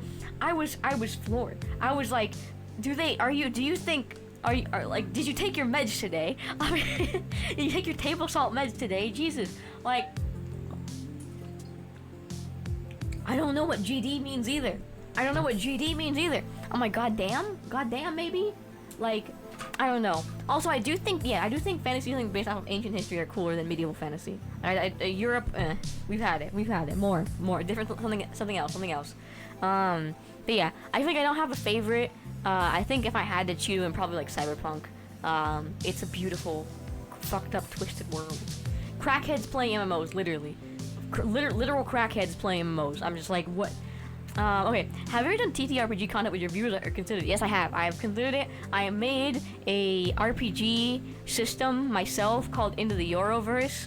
I never finished it because I had something going. I was gonna play with some of my friends, like Chuba friends, but we never got around to it because scheduling issues. And I was really sad about that. But I considered playing it with you guys. I think it would be fun if you guys like essentially like the basis of it was that you choose one of my characters and you just play them, because I'm egotistical and I want you to play my characters, not your own losers. So Tatsu did an amazing thing. If you don't know, Tatsu did an amazing thing for the S-Pro anniversary, where she had chat and also us play their own characters. But so yeah, essentially it's like a whole thingy where like you just play as any of my characters, and you have to go like solve some like little mysteries and stuff. And I just wanted to try it out at some point. I'm probably gonna ask Tatsu for help on how to set it up, because she's the one who really did something really cool with that. So I have considered it in the past though, and I think it would be really fun to do. because TTRPG stuff is such a big part of who I am. I've just never known how to do it, so I'll probably ask Tatsu because she figured it out. But would be fun. Yeah, sure, buddy. But originally we had people who were gonna play them, and we had this, like, I let them choose what character it was, and it was very fun. I'm very happy that people enjoyed it. But yeah. Happy birthday. No, leave. What's the worst experience you've had in a TTRPG? It could be involving a GM and other players. Oh my god. Let me tell you. Hold on, let me scooch back in my chair and fix my chair real quick, and I'll take off my pants so I can get serious about it. But so essentially, when I've had people just hate my characters for some reason, and let me tell you about some of this stuff. Okay, so I play with the same, like, we play, like, since we play over Discord, you can have a lot of people, essentially, well, I had to get up. But a lot of times, when you're playing Discord, the cool thing, because there's like lots of, like, things you can't get with gameplay and things you can get with gameplay, that come from, like, Discord stuff. So if you, like, play it over Discord, there's things you get. Like, for example, one really cool thing about playing Discord TTRPGs is that one, you get unlimited time to respond, which is so nice. I'm someone who takes their time with, like, how do you speak and stuff like that. And GM said "fuck you" to me because I couldn't help him with this map. Oh my god. But the cool thing is that you can take your time with responding, and there's not, like, a pressure to, like, act now or act, like, right away. There's no time limit on anything, which is so nice because I take my time responding and stuff. 2, you can have first of all, the DMs can DM multiple people with different storylines, so you can weave all those together and create, like, a living, breathing world, which I really, really love in some of our servers. And you also sacrifice some things, like, just like the general social atmosphere of it. There's still a social aspect, but not as big anymore. Also, you can have solo sessions, which is really nice, where so you don't feel awkward, just you and the DM. It's like over text, so there's, like, a little bit of a wall there. But the thing is, that's also a big thing, is that you get, like, a lot of people. So you have, like, you can have, like, this whole, like I don't know, like giant group of people that are all playing the same game with you, and you can watch. Yeah, it's typically just text. For them, it's pretty much always just text, which I personally prefer, just because, like, it's easier for me. I can take my time with it. I can formulate my response. I can edit it. All of that. You don't have to misspeak or anything. You can just do all that. But also, so the thing is, so you get, like, a really big group of people, and it's really cool having all those interwoven storylines, but also the downside, you get a big group of people, some of which you're not going to get along with. And we have one of those in our thingy, and he's such a hater. I don't know why he just hates all of my characters. He hates everything they stand for. The only one he likes is, like a busty woman, so, like, I think that just says something about him, but he just, like, hates on all my characters. He thinks they're stupid. Oh my god. One time, so I'm really into this, and I made, like a cute little, like booklet for my DM on how to, like it's something like my character's lore and stuff like that, because, like, it was the first time I've ever been DM'd by this person, so he didn't know anything about my characters. And so I made this little cute little booklet with, like, graphic design about, like, I made it in InDesign, and it was, like, this cute little booklet of, like, all the lore surrounding them, and it was, like, formatted. It had art and everything I drew for it. It was, like, really, really fun to make.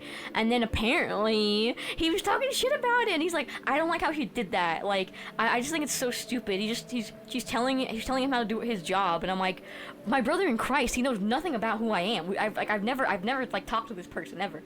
Like, yeah, because essentially, like, you don't. It's nice because you can have your own mini parties, but I'm someone I'm really, like, tense around strangers, so, like, the moment a new person joins, I'm like, I don't want to be here anymore. I'm like, I don't like it anymore. I don't like it. So, I'm very insular. But yeah, like, again, you don't, like, not all of them even watch the sessions anyways, so it's nice. But he's just a hater. He's just a hater. He hates my characters. But I can think of another story that happened. A few, I think I've talked about it before, but essentially, like, what happened was I tried my hand at DMing. It was bad. I was embarrassed about it. Like, the first time I ever DM'd, it was just ass. I'm much better now, but like, but what happened was, I was in a party with this guy who did not seem to understand the concept of, oh, okay, bye. Thank you for stopping by. Hope you have a great night. So essentially what happened was, what happened was, we had this guy. He doesn't play with us anymore, because he left, because he was mad about this story. But, so thank you. I'm doing my best. But what happened was, he didn't seem to fully grasp the concept that your actions have consequences, and those consequences are directly tied to the actions you take. So this guy, he was like, his character was this like masked guy who had like half of his, he was like he had like burns and stuff like that. I kind of like Ken. I have that Ken energy. But he had like burns and stuff, and he was like a big part was like, oh, you got set on fire or something.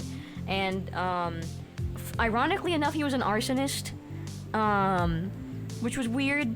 And so what happened was he set an apartment on fire, and then even though the DMs were like, are you sure you want to do this? And he goes, yeah. And so he sets the apartment on fire. He kills like a bunch of people, including like families, because obviously, you know, like it's directly tied to your actions. He kills a bunch of people. Doesn't feel bad, okay? Doesn't feel bad. So he set like a building on fire, and then he killed a bunch of like families in the building, because it was like an apartment building, and he did not feel a lick of empathy or sympathy towards these people. And so it continues, okay? It continues. So what happened was, his antics obviously caught the attention of the police, and his character was given a girlfriend who was sort of not that interested in him. Also, he was like a little bit racist. It was really weird. But he had a girlfriend who was not that interested in him, to be fully honest. And what happened was, she was part of like a gang, and the police, or one of the other player characters, ended up having to fight her because she started shooting at him. And in the process of her fighting him, this, by the way, this was given by by a DM, he kills her. He shoots her dead. He did not mean to, but the dice roll said that this police officer character killed his girlfriend because it was a nat 20. Like, what else is gonna happen there, right? My guy, my guy was furious. He was raging. He was like, why didn't you let me like do something about it? And I'm like, well, he didn't, like it wasn't me, but like the DMs were like, well, like, how could he have known? Like, what is he gonna do in character to like save her, right? And also, like, again, it wasn't like his fault. It was the roll of the dice, and the dice was a nat 20. Like, what else is gonna happen, you know? Though, in retrospect, I feel like there should have been more communication between the two. The way the guy reacted was just absolutely wild. And, yeah, he was just not good. He threw this big tantrum about it, and, he was just really it was just not a look for him. He was truly acting the fool. Yeah, again, a lot of the things that happened were like a direct consequence of what he was doing, and you know, while you should have maybe communicated with the DM a little bit, I also think like throwing a tantrum was also like the girlfriend character wasn't even that big to him.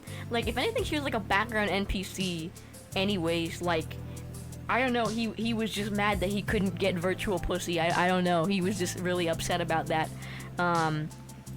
But yeah, it was like witnessing, and I was caught in the middle of it because he was my party member.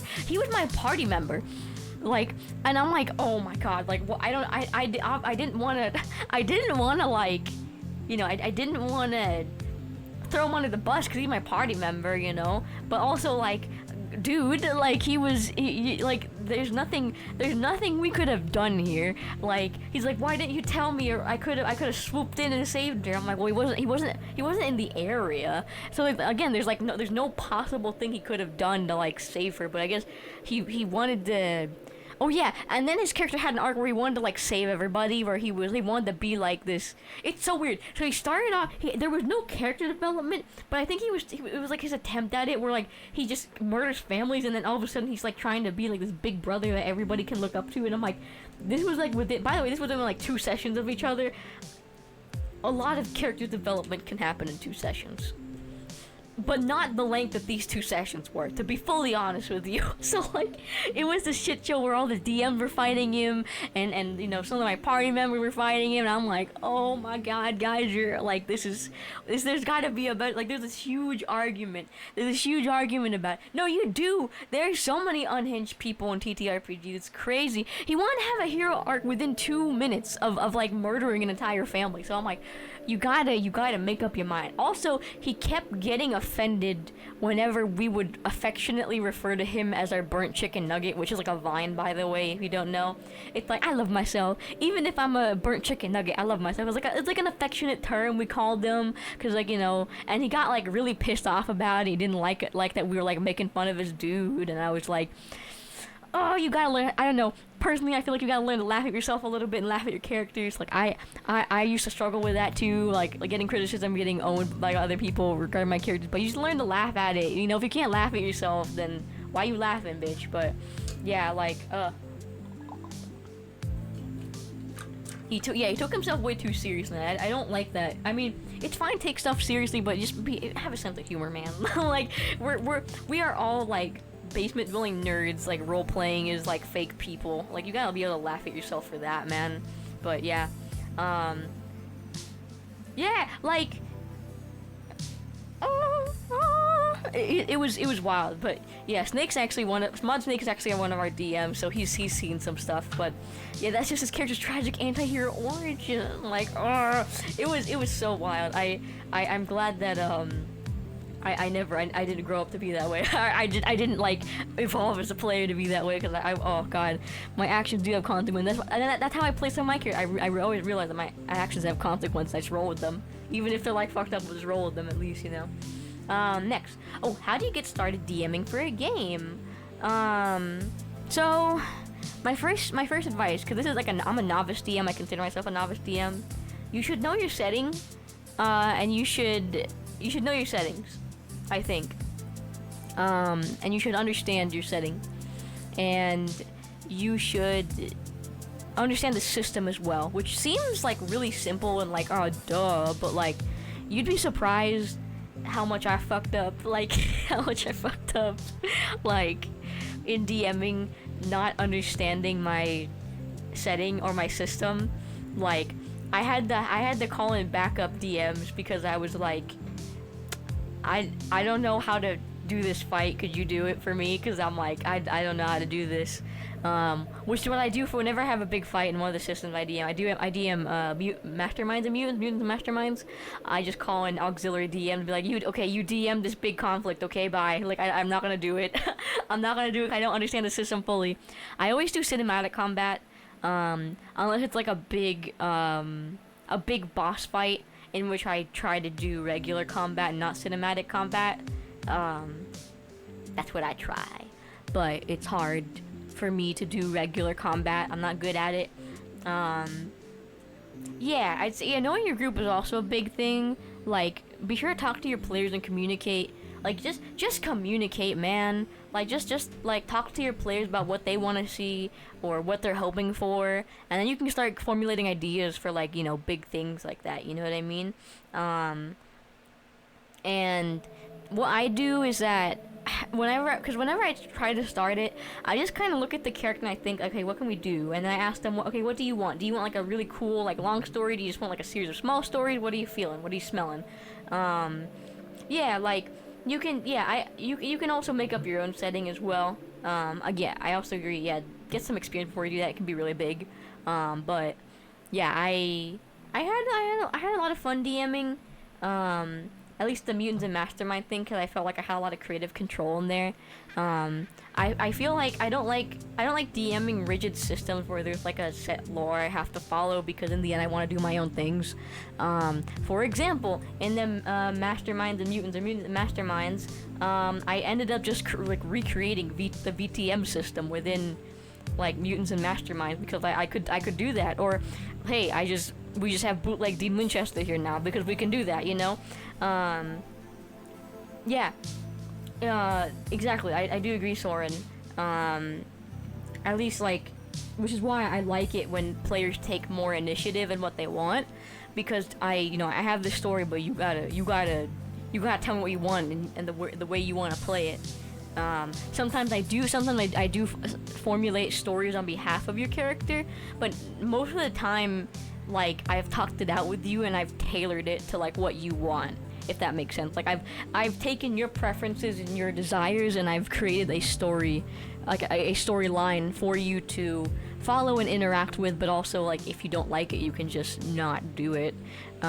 Sometimes I do want you to do stuff that I want you to do, but I'll also, I'm not gonna like get mad at you and be like, why would you not do that? So I'd say understand your lore and your system as much as you can. Talk to your players and see what they like. If they don't know what they like, try to learn what they like or like do something like that. And then think of like, start off small.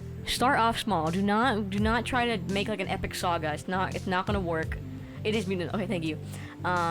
Start off really small. Like just do like a quick thingy that's really short. Like that's how I started. My first session that I ever did, like starting to DM again, because I had that like really bad experience where I just sucked ass at it.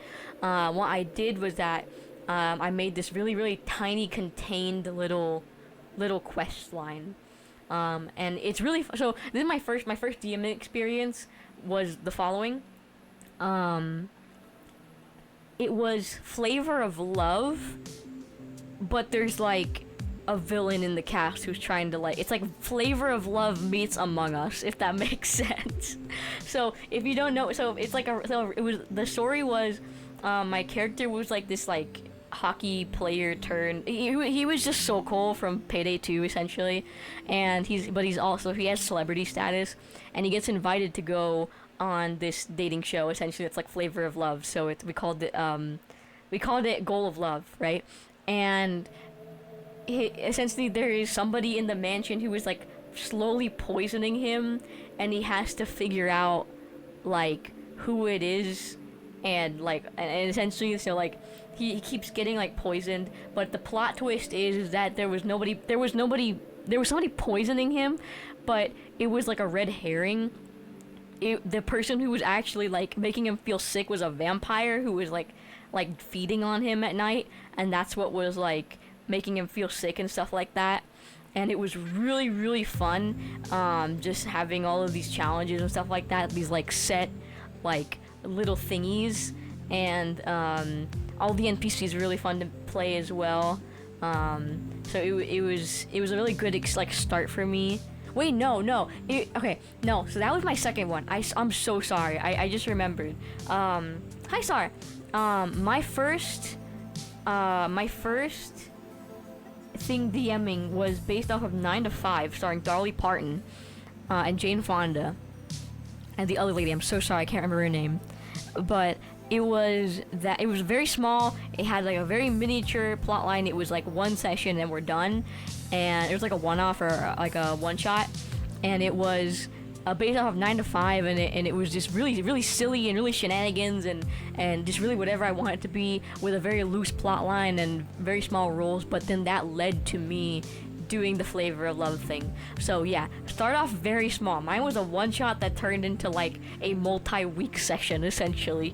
So, and then from there I ended up DMing this current thingy, which has like really, I could show you the notes I have for this thing. It's insane.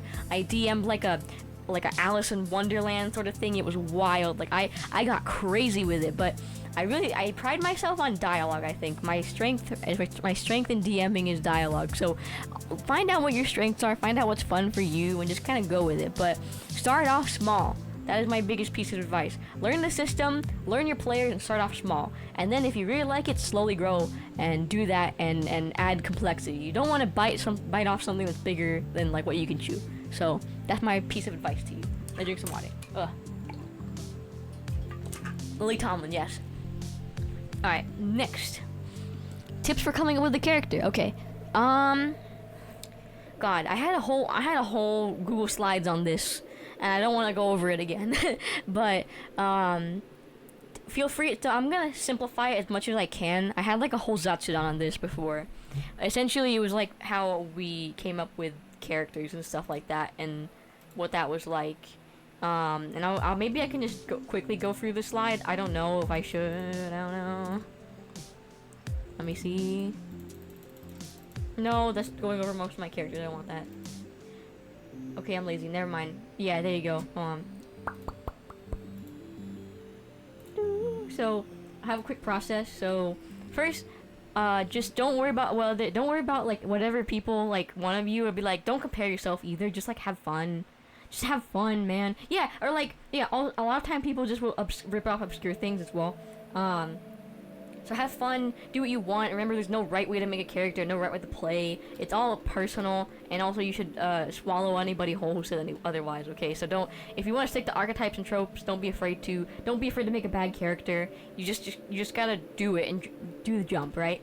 Step 1, so learn your system, know what you're playing, how will your character fit or not fit into this world. Are they gonna be a fish out of water character? Are they just gonna be like a part of this living, breathing universe? You know, how does the world around them impact them? And also you want to think about your class and your archetype and stuff. Thank you. I have a real one next to my camera. Okay, I call it the egg root because what you can do is that I just make a character and I adapt them to a system. That's what I'm trying to do lately, but I don't really like this method. It's up to you though. If you take an existing character you have and just port them into there, that can be good. So you can create and refine a concept. So you will just be like, I want to play that class. Okay, how did they become that class? Okay, you want to play an evil character? Okay, why are they evil? You want to be a werewolf from this area? Okay, how do you do that? Okay, how do you do that? And also, what happens if you can't think of an idea? Well, boom, you gotta create and refine the concept again because for some fucking reason. Okay, I'm trying to speed run this so it's not like that thing. Also, these are all like art for my D&D campaigns. So yeah, turn to inspiration. Okay, so you can, again, this is a big thing everybody does. Just take an existing character that you like and then just like base them around that. Like for example, not this guy, but this guy right here. Not this guy. That's his cousin. Woo, this guy. He is based off of Lala Salamanca and Mr. Blonde, and also the concept of Mac DeMarco's music. So like, boom, easy, you know? Ooh, yeah, do that. And be like, okay, what do you like about those characters, right? Like, oh, about Lalo, I like how he's charismatic, I like how he's funny, I like how he's evil. Okay, what do you like about Mr. Blonde? I like how he's hot. Okay, take those things and make the dream man of your dreams, okay? But in the end, it comes down to whatever you think is gonna be most fun for you. Some people are gonna think it's like, ooh, cringe, who cares? Nobody cares, okay? Also, you can fine tune it, so you just have to think about your detail and stuff like that. But that's there you go. And also, don't be afraid when you play your character. When you play your character, it's gonna feel weird, and you're gonna be like, oh, and you're gonna be like, I don't like this character. No, don't give up on them. Don't give up on them. You've given birth to them already. Don't give up on them. You need to just change them. You can change stuff. You can do that via party member interaction. You can talk to your DM about it, about story events, how you want to change them. Like, just be fluid about it. Don't feel discouraged after one bad session. Don't scrap them after one bad session. You can always change them. I've had characters I've made that like started off like really ass and I hated them, and then I talked to my DM about it and they're like, here's what we can do to change that, and then we changed her and I love her and she's one of my favorite characters ever. My cat is screaming. Oh, yeah, go crazy with him. Wah, go stupid. Wah. There you go. That's my tips. Also, yes, you find a part of your personality and crank it to 9,000. That's also really fun, and I recommend doing that. I've done that before with characters. I took my socially awkward aspect and then just cranked it up to 1,000,000. Now she's like one of my favorite characters to play as well. I have a lot of favorite characters to play. I love them all equally. Yeah, Mr. Otaku is also a really good way to go about it. But yeah, there you go. Boom. Alright, It's really hard for me to stay in character when I'm playing. You have any advice for an autist like me? Okay. So, if you're playing IRL, it's different from when you're playing over text. For me, over text is a lot easier, personally, because I can stay in character a little bit more, but I also overthink a lot. Whereas it's kind of awkward for me to play a character in real life. I've tried to play like sexy characters, it's really awkward, and I'm like, oh, I'm not sexy, ooh. It's cum. But yeah, I think Gingy, my cat's about to hit. My cat's hitting. She knocked over Aniki. No. And that opened calculator for some reason, multiple times. But I guess some advice is like, you have to get into the mindset of your character, and that can be really hard for different people and like what they like or what they can do. For me, this is why I try to add like a part of myself into my character, so I can relate to them. Cause if you're having trouble, especially if you're starting out, and it's hard for you to stay in character, it might be because you made them too different from yourself. So I recommend making somebody who is like close to you a little bit, so that way you can relate and be able to immerse yourself in the world. And also sometimes it comes down to immersion as well, and maybe just, again, a lot of these things are variable because it depends on who you're playing with, but for me at least, sometimes it can be that you just made the character way too different from yourself, and it's like becoming hard to relate to them, and so you can't like put yourself in their shoes. Yeah, you also, I mean, if you're playing IRL, you also don't need to do that. Like when I was playing with Hao and Nyaru and Mao and Carmine, VTM, we played VTM set in the Noir, the Prohibition age. It was hard for me to stay in character at all times, so I just like would mess around and just kind of do that, and kind of just say things like regularly as like a joke for funsies, because it was just easier that way. But for some people, hi Gigi, I'm petting my kitty. For some people, it's harder than others, and the way I remedy that is just by different means and different modes and methods of getting there. But I will say, like, if you maybe you should try to relate to your characters more. A lot of people are afraid of making Mary Sue's. Or making like self-inserts. Who cares, man? It's not a big deal if you make a self-insert. What is a big deal if you're a bitch about it? It's not a deal. It's not bad if you make a self-insert. It's just that if you're being like really bad about it. Like for example, the last guy I talked about. But yeah, I think I keep thinking about you're talking about when you say the name. But yeah, I think again, don't feel pressured as well to stay in the character the whole time, especially if you're doing it like in person. Don't worry about that. But if you're just doing it over text, or maybe you're just like having trouble like doing it, or you just feel like it's not right, it could just be that maybe your character isn't, you're finding a hard time relating your character, getting immersed into it. But yeah, boom. How many characters do you have to play? I have 22 right now. I have 12 girls and 10 dudes. And I like having an equal amount of dudes and girls, so I need to make 2 dudes to balance it out. But I have 22. As for who I play currently, I'd say most of them, but right now I'm focusing on DMing mostly.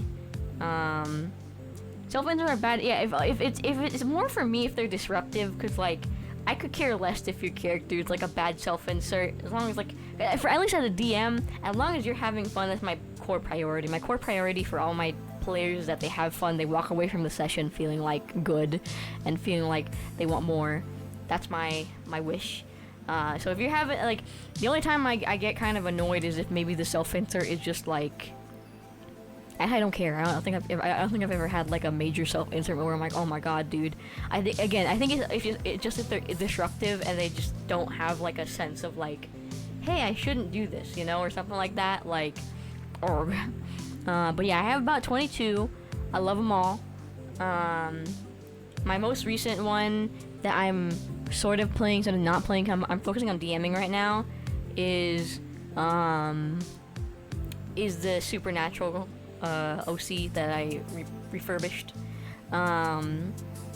and she's really fun to play, but also kind of hard to play because she's so cringe.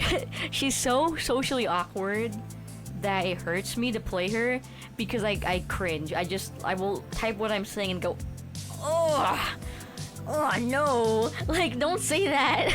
But I can't. I have to say it because that's what she would say.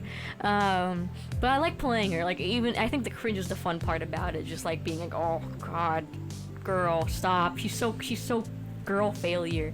She's so girl failure. Also, Dante is the original Yumajoshi. I'm just gonna say. But yeah, I have a lot.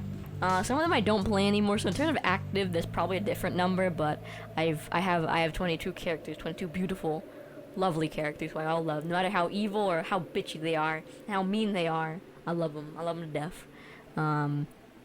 But I would say there's a few I concentrate on playing. Or I usually just kind of attach to, and whenever somebody asks me like, what's your favorite character, Yoda? Who's your favorite character out of any you play? It just depends on the day. Like some days I'll be like, oh, I really like her. Oh, I think this guy's better. And so my favorite character is just whatever I'm playing at the moment, pretty much, because I love them all. I love them all dearly, and I hope I can play all of. I hope I can play some of the older ones or some of the ones who didn't get as many sessions again because they're really fun to play. They're really fun. I miss them. I miss my children.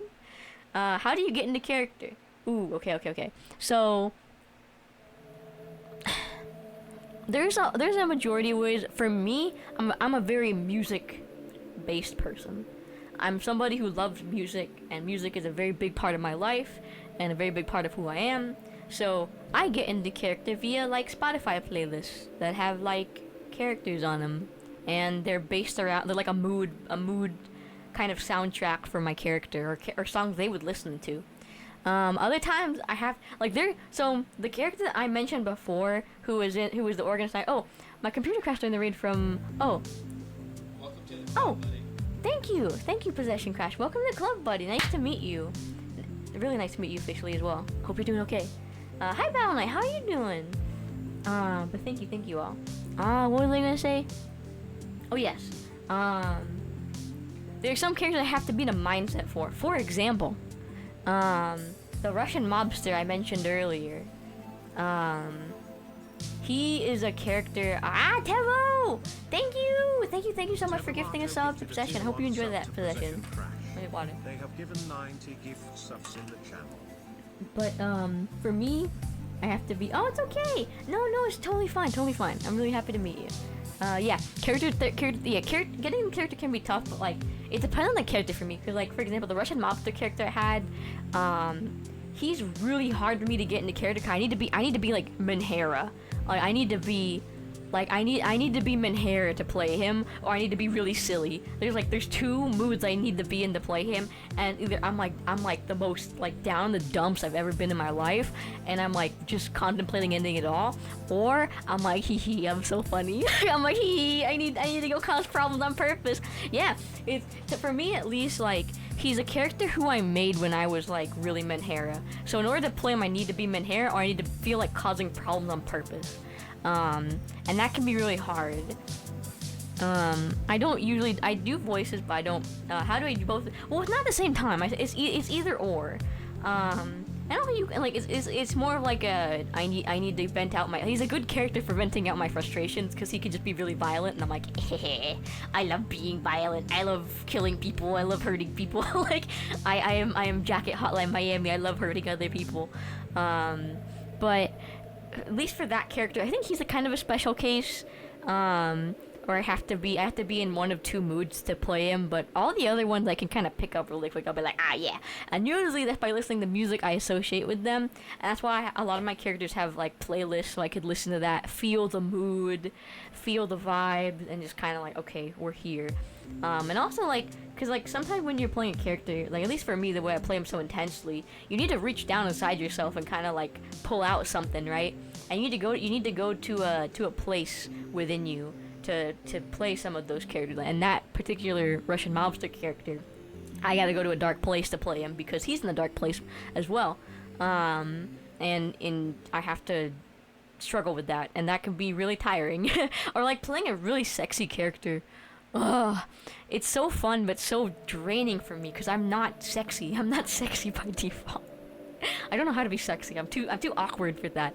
I like some characters like the girl cringe ones are really easy to get into because I'm girl failure all the time.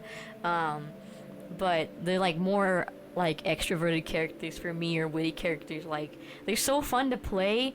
I'm just not sexy. I'm just not sexy enough for that. I can't be like, oh yeah, like we're gonna get dranks or something. I don't know. I mean, well, people. Well, I mean, like people have adorable, but like the character I'm trying to play is like a vixen. You know, she's like femme fatale. She is the Bond woman. You know, and I'm not that.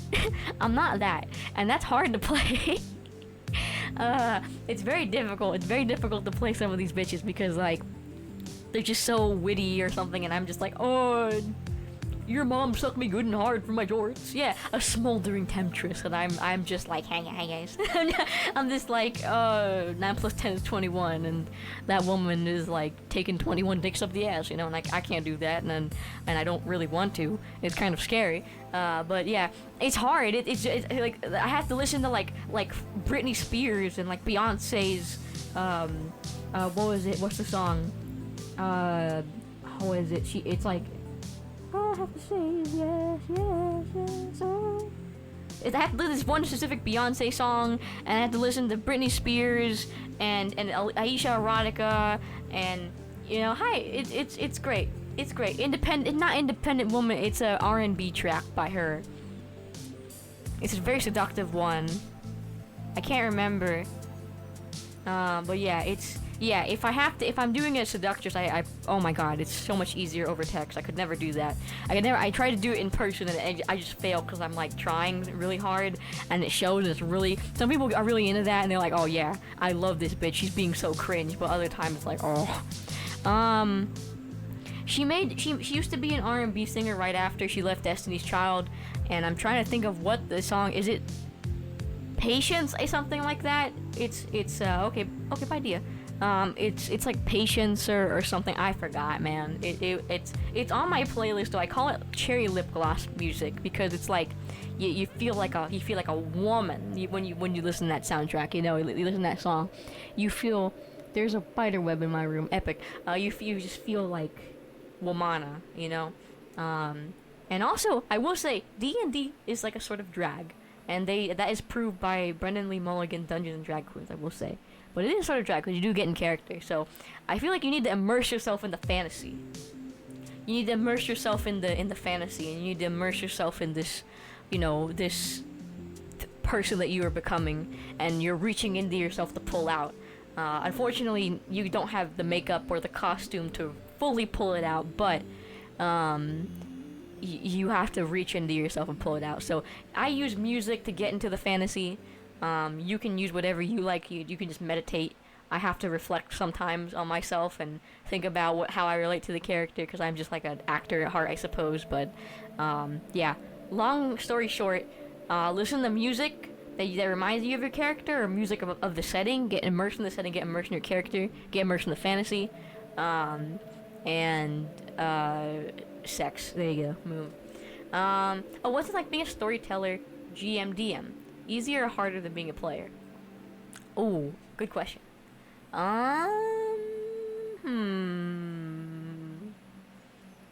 What's it like?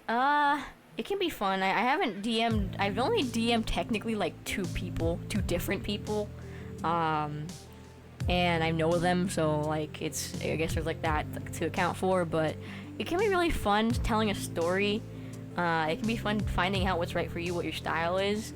At least for me, I'm really big on stories. I'm really big on like. I just like seeing my players happy, you know. Like I just like it when like I end the session, they're like, oh my god, I can't wait for more. That's like the biggest compliment anybody can give me. It's like, oh my god, I want more. I want more of this meal you're feeding me.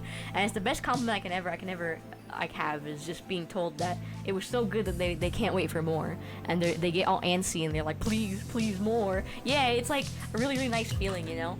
I don't know why.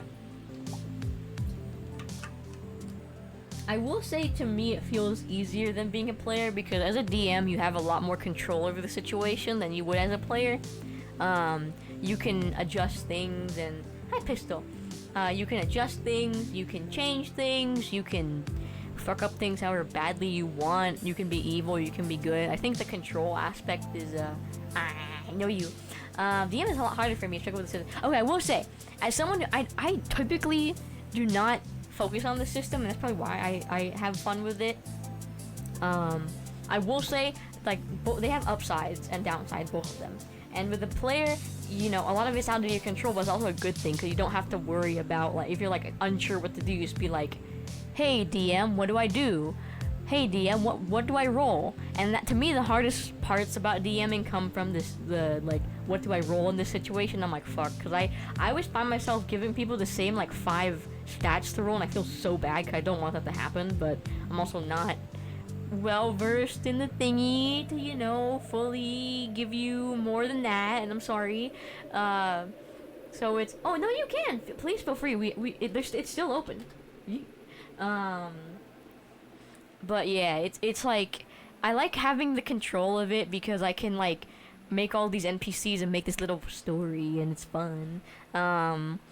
But also sometimes it can be like, oh brother, like, oh, I don't want to have to do this, please do it for me, sort of deal.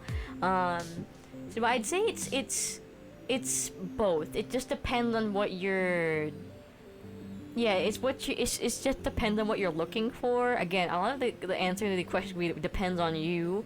I will say, like, I enjoy being a player, but being a DM has made me appreciate the work that DMs put in, but it's also made me sometimes be like I wish I had some of that control back. I had a taste of the power, and now I want more, you know.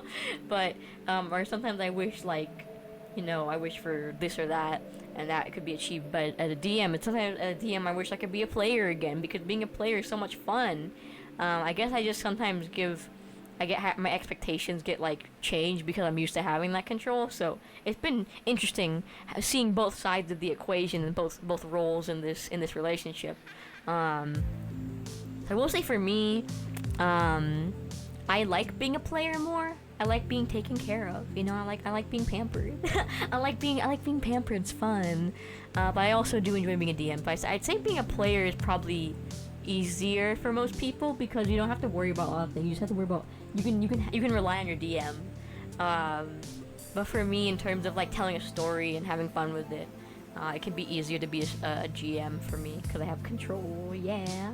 So next. Oh, did we not? Player, I already said yes to this one. So yeah, just communicate, don't be weird.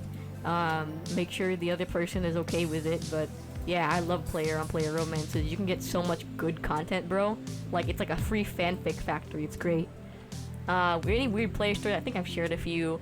The guy who was, like, an arsonist and didn't see the consequences of his own actions. Let me think. Yeah, not always, but you can get really good character moments. But that's why, again, discuss it with the person.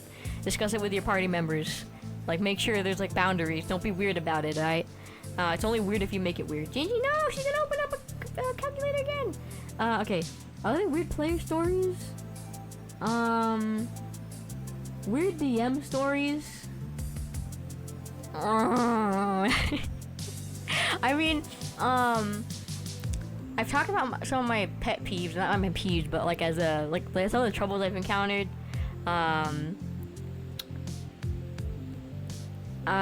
The character Yodo, the character of me, Yodo, has been referenced in a D&D session one time, and that was wild.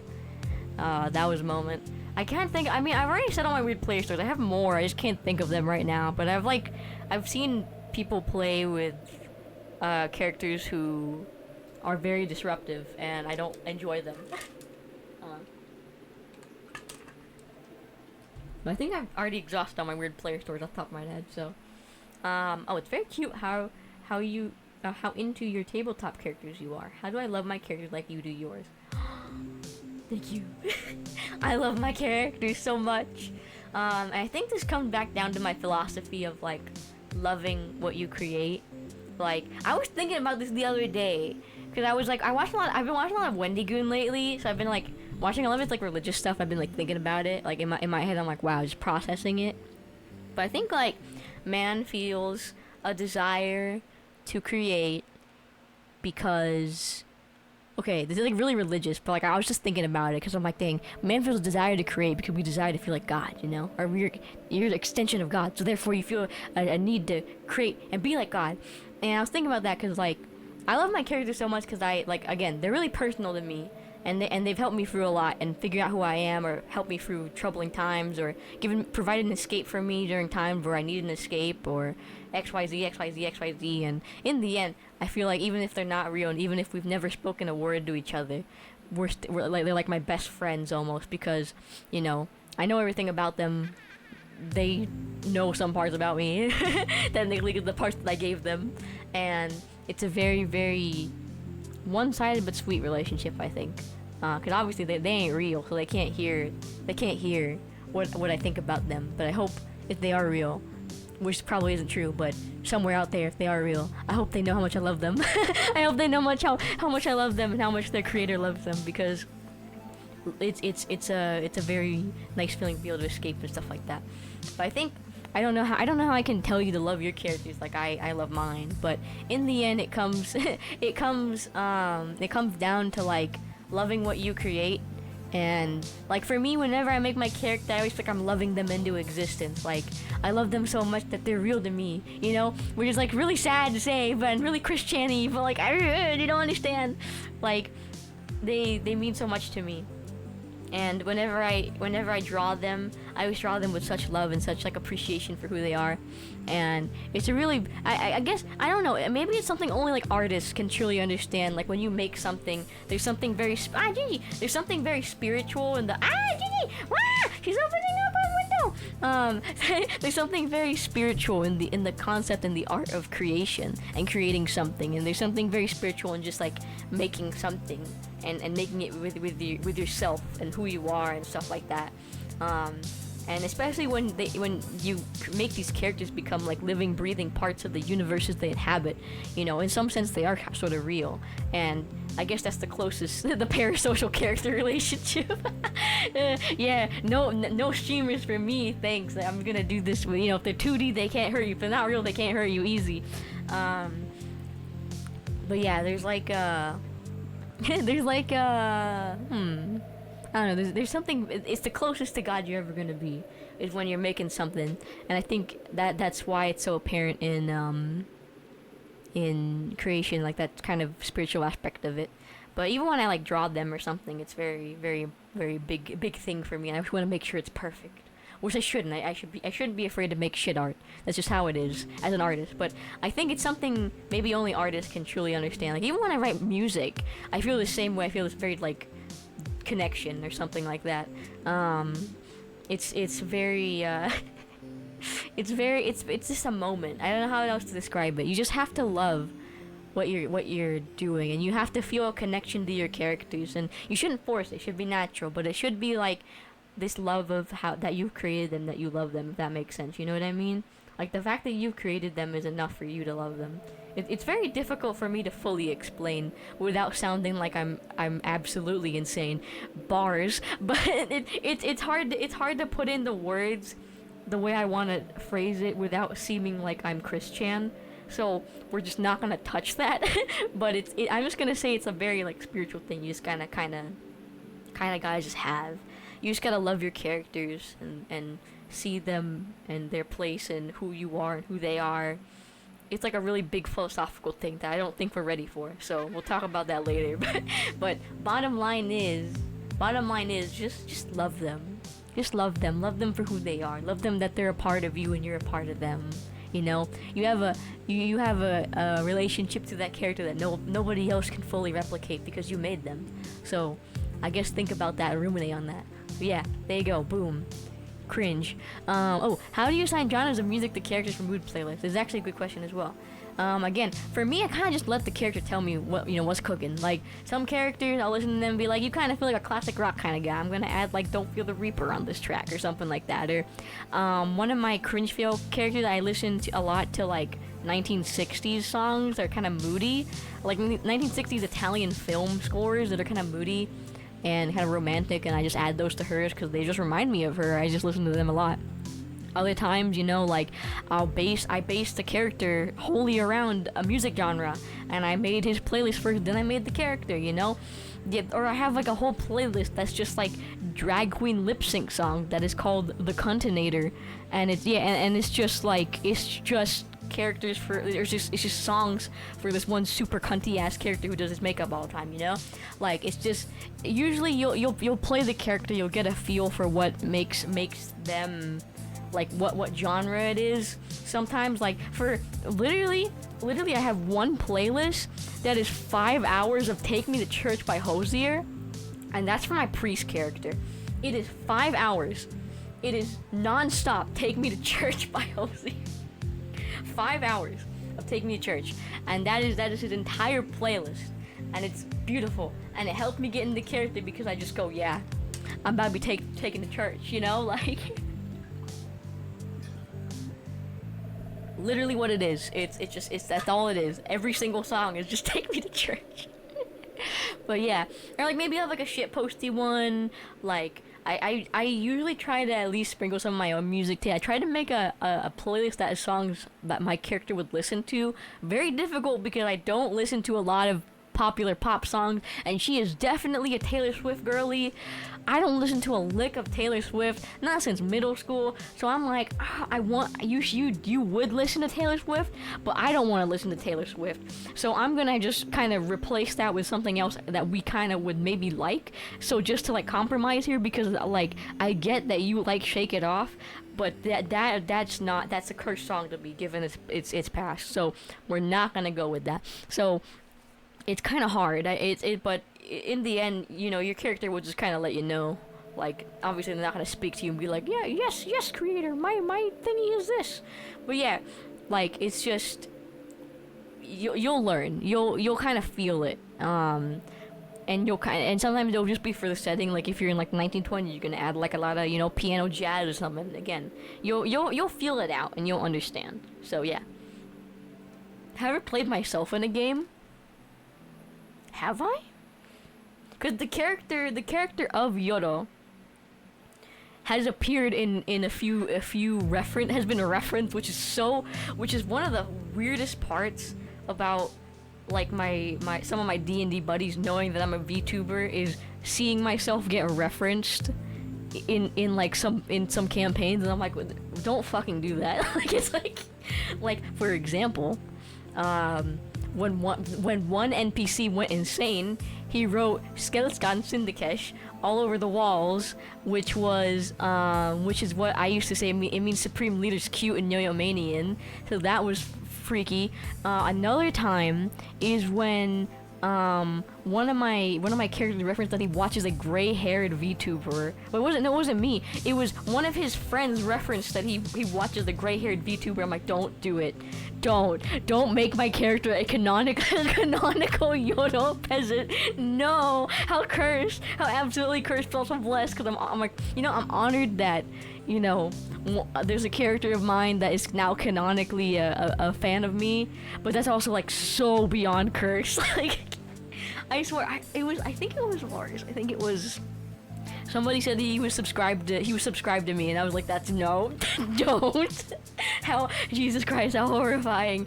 But yeah, it was definitely a moment. And I think there's actually another character who is canonically, it's not my character, but another character that belongs to somebody else that is canonically a fan of me, which is really cursed. And their defense for it was, well, he is the average Yodo fan. He probably doesn't go outside. He doesn't shower. He's really rich for some reason. I'm like, you know, yeah, sure. He doesn't know how to talk to girls. I'm like, damn, just reading my audience for filth. But yeah, I'm like, you know what? Sure, why not? Yeah, the hot vampire doctor. Yeah, sure. He's the average yo-yo manian peasant. Why not? But yeah, I haven't ever played myself in a game. I've made a self insert that I'm not really proud of, but like I'm hoping to refurbish her soon, so she's less that. Self inserts are fine, but and also like technically all my characters are self inserts, but I don't know. I feel like she could be better as a character. So yeah. I love you. I love you too. that was that was out of nowhere. Thank you, Anon. Big water. I love you too. Why do you like this stuff so much? 'Cause it's fun, Jan. Get into it. There you go. Stupid. Smelly. Awesome. These are all words. You know what else is words? Things that you speak. And it's fun. It's fun to speak. It's fun to be human, okay? Shut up. That's it. Do you have a favorite RPG system?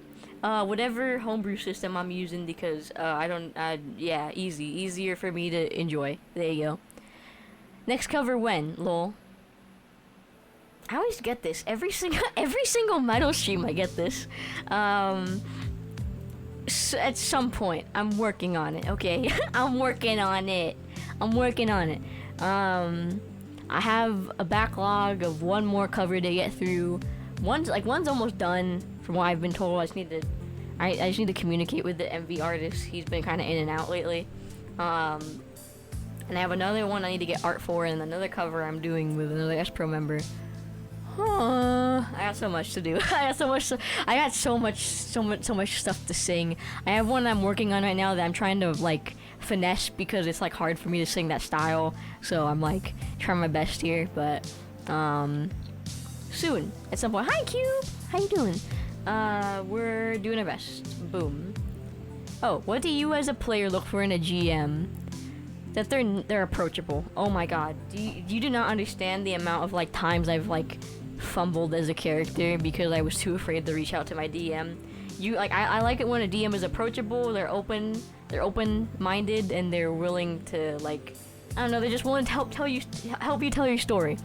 So my biggest thing is just that you're not like immediately like girl, we have to do this my way, I'm not gonna listen to what you have to say, XYZ. You're like open and you ask, like, I don't know, you're just approachable so I can tell you and communicate to you as a player what I want and what I expect. So approachability.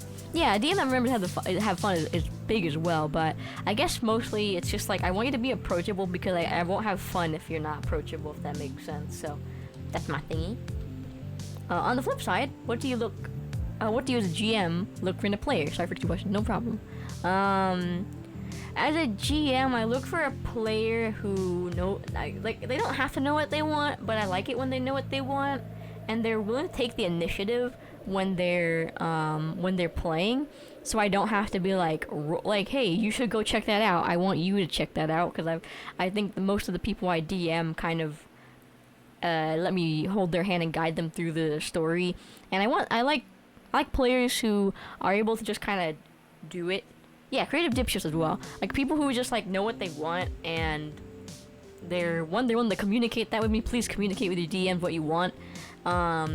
And 2, they just take the initiative when it comes to 1, asking for sessions, 2, in the session itself, and just like what they want out of a session. I just like players who take initiative, I guess, and do stuff, and I can just tell them like, okay, roll for that. You know, I don't have to tell them what to do. They can just do it themselves. So yeah. Also that they're nice people. If you're like a mean player, I don't want to DM you. Ooh, absolute down baddiest you've ever been for a TTRPG character, PC or NPC. Oh, buddy, let me tell you about my second sexual awakening. So, there was this character. We were playing a cyberpunk setting.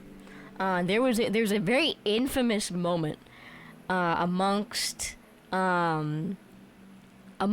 my group of people, in which I had like a sexual awakening for the second time, where essentially this character, he was like, you know, a standard typical bad boy stoicky character guy, and you know, he himself was a very entertaining character to watch.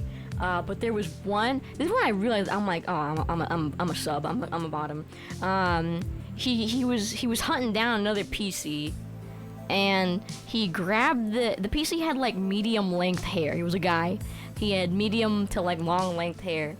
And he grabbed him by the hair and threw him out the window and said, "Nice girl hair."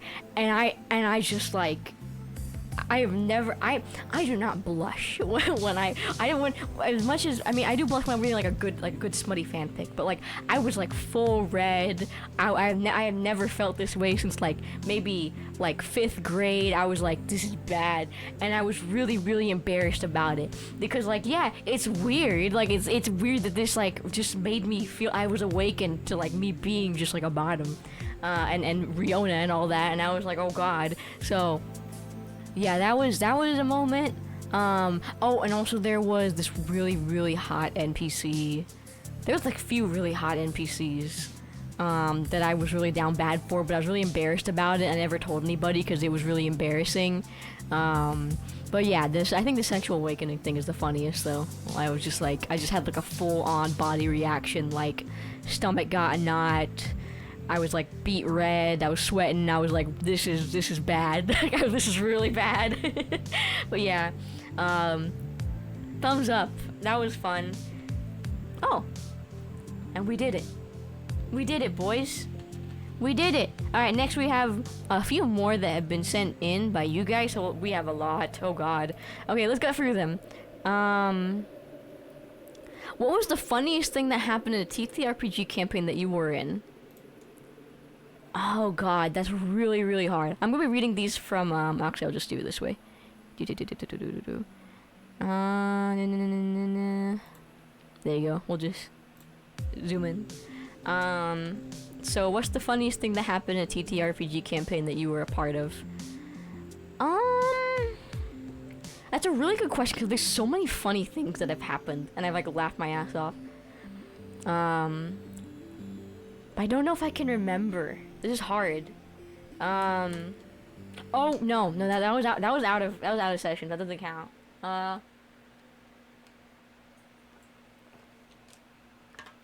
God, I'm trying to think. I had to like run through every single character I've ever had and be like funny.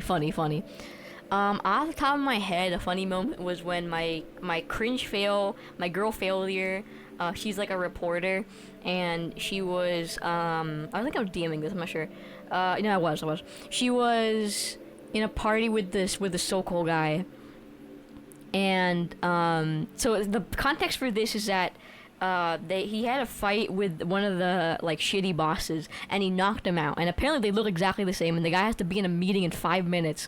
So what happens is there's this big tussle in his office, and he starts stripping down to essentially take this guy's clothes and then just go present the stuff and then like leave so they can like get away with this scot-free.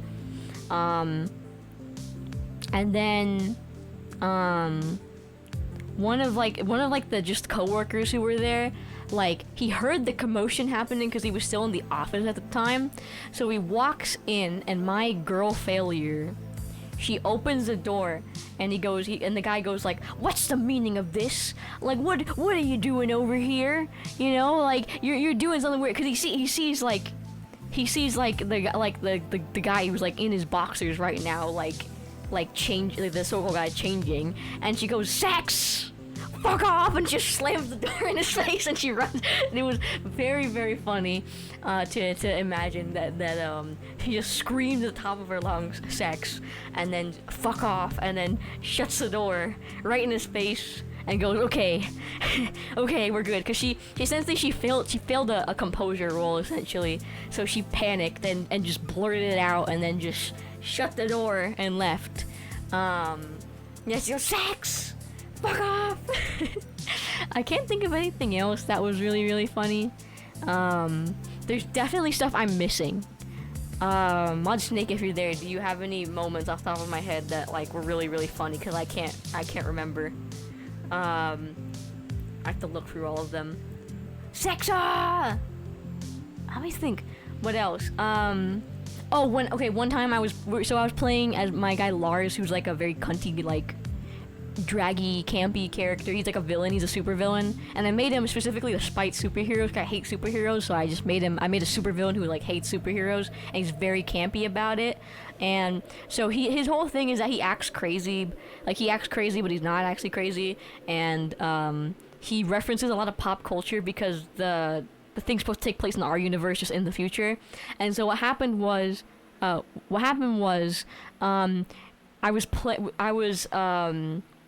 I was in combat with another PC, and I had in the system that we were playing at the time,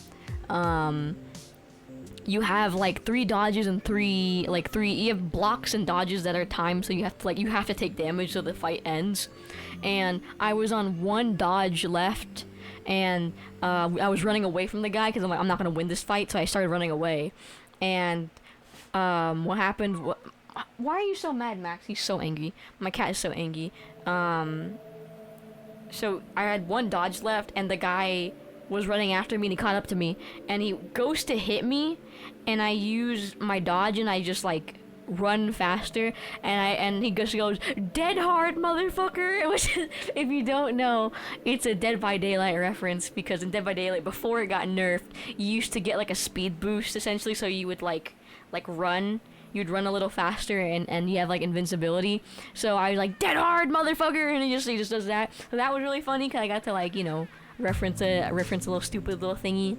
But those are I'm trying to think of things that involve other players. I just can't remember. I can't remember anything off the top of my head where. I think any interaction with one of my other characters is really funny. Palette Lupin, like. Adding DVD references to a fucking thing. I can't think of anything else when I look at. There was this is actually involving Mod Snake's character. He was playing like a vampire. He was playing a Tremere, and oh my god, he goes like, he says something like "be gone" to like some bitch who was propositioning him. I forgot. Max, no! My kitty's screaming. Why are you screaming, boy? He's mad. He's angry at me. He's very loud. He's very loud, very bratty, aren't you? Yeah, he's looking at me like, yeah, that's right. But I can't remember anything else that was like really, really funny in a campaign. I've had like really funny moments, but I don't think I've ever had a. Oh no! I remembered. This was involving. Essentially, there was like this really. It was like kind of people. They don't really like it, but I liked it.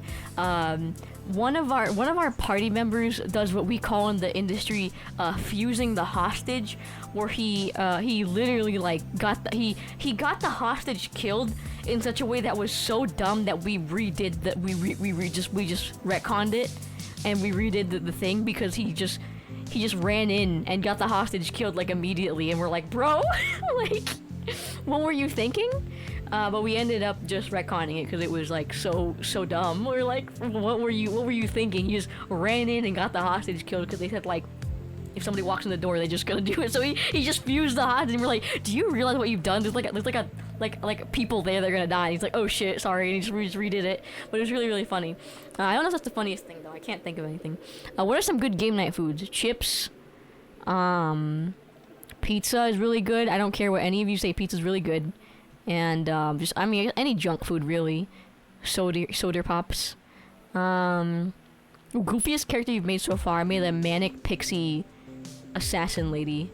I've had a lot of goofy characters. I love playing goofy people.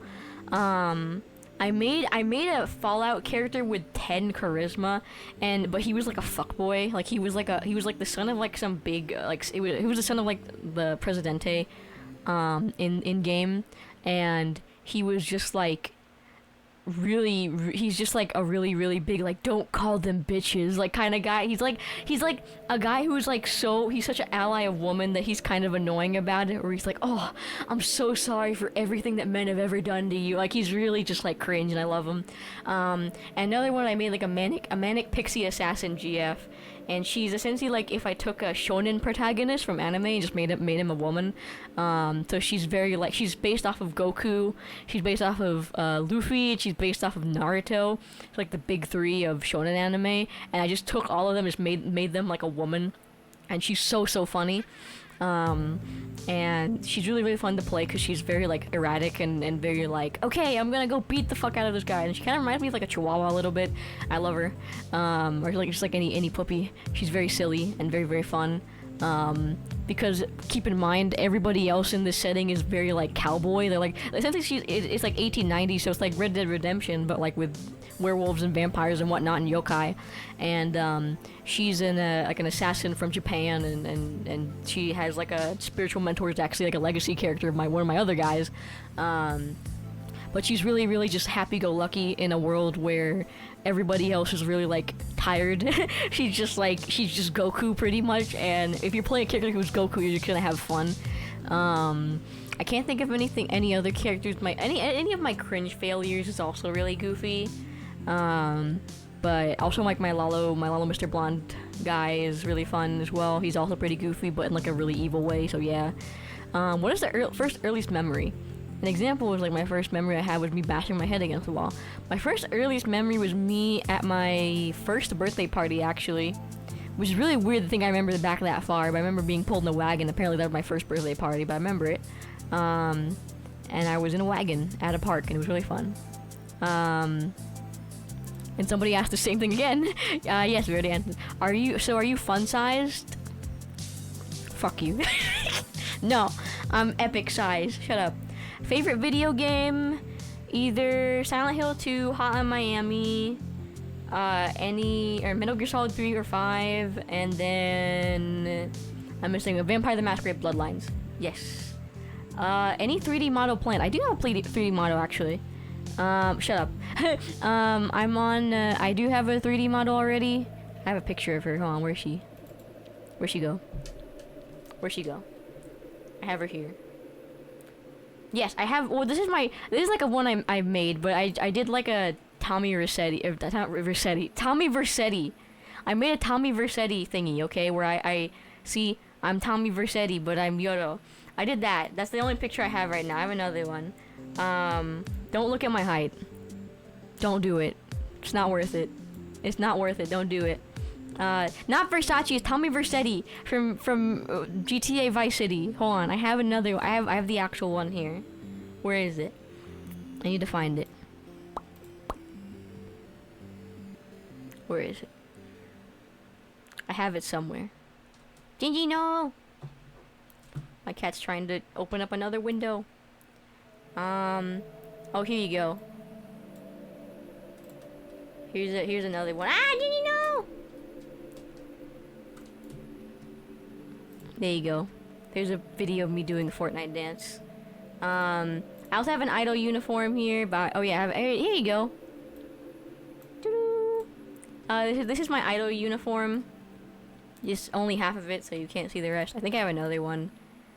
No, I have this one. Yeah, I'm an idol. I have an idol uniform as well. See, it's kind of crunchy, but there I am. I have an idol uniform as well. And I have another one that I usually use, but I'm too lazy to find it, so, get owned, loser. Yeah, I have done concerts before. You can find them on my YouTube VODs. I do sing. I do have covers. Actually, check them out. This is my latest cover. It's not my best one, but I do a bunch of covers, like, on YouTube. I have so many covers, so I have a lot. I hope you enjoy them. You don't use the bathroom, you attend idol meetings, yeah. No, I shit loud. I shit loud during meetings, yeah. Most important question ever. Why are you so cute? No, you. Shut up. Shut up. I don't know. People think I'm cute, okay? And you cute. You cuter. Smelly. But yeah, that cover I made was like more of a casual one, I guess. I have a little Dark Age cover that I always use, and people love that one. So just check out my YouTube and you can find them. What's my tax policy? Evade them. Top or bottom? Bottom. And what is our country name? Yo-Yo Mania, as you can see up there, Yo-Yo Mania International Broadcast. And yeah, and our country education budget is like 10 yo-yos. Yeah, yo-yos is our currency. It is about actually 8, I believe, 8.5 yo-yos, so it's pretty good. Yo, Q Dark Dictator, touch grass? No. Well, no. Okay, technically, I did touch grass. I had to take a hearing test, and I learned that I needed hearing aids. So good for me. Awesome. What type of dictator am I? Okay, we're gonna do this again, lads. We're gonna do this again. Yoda cannot be compared to real life dictators because one, they all suck ass and they're all bitches, and so I can't be compared to any real life dictator because one, I am not that, and I'm fictional. So there you are. I'm a fictional person, so I can't be compared to any real life dictator. And I'm not cringe, unlike any of these bitches that you've listed. Yeah, I'm not stupid or ugly, and I actually get pussy. No, I don't. But they don't get any pussy either, cause one, they're dead and they suck. So the point of my character is to point out how all dictators suck. If I had to choose one that I'm like, I am based off of Charlie Chaplin's The Great Dictator, in which he depicted a certain ugly ass mustache man as a little bitch. So the whole point of my character, the dictator, is to poke fun at other dictators and show how they're actually just little pussies. So yeah. Owned. Okay, you smell owned. Groucho Marx, yeah. I guess if you wanna do Groucho. But yeah. All of them suck, and I think they're all pussies, and they're nothing compared to me. So, #owned. Why is your Twitch account not linked to your Discord account like your Twitter? Twitter/YouTube. Also love you. Is it? No, it's linked to my Discord account, isn't it? Why are you looking at my Discord account, by the way, you weirdo? What are you cooking? You're just like, I'm gonna stare at Yoda's Discord. Yeah, it's linked. What are you on? It is linked. Person who sent this ask first of all, why are you looking at my Discord account? And second of all, yeah, it is linked. It is linked over my Discord thingy. Why are you staring at my thingy? you're staring at my beautiful banner. Is what you're staring at. It's not. Oh yes, here's a Discord. It's the gulag. It is. Isn't it? Yeah. Oh, Discord account, Discord server. Yeah, my Discord account is linked. I guess maybe my Discord server, but even then, that's linked here. I just make it secret because we've had, really? It says my Twitch is linked. The hell?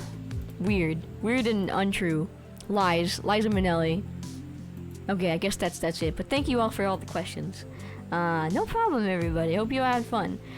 Today, for now, let's get to raiding. Yeah, raiding, yeah. Ooh, yeah. Awesome, yeah. Sexy, yeah.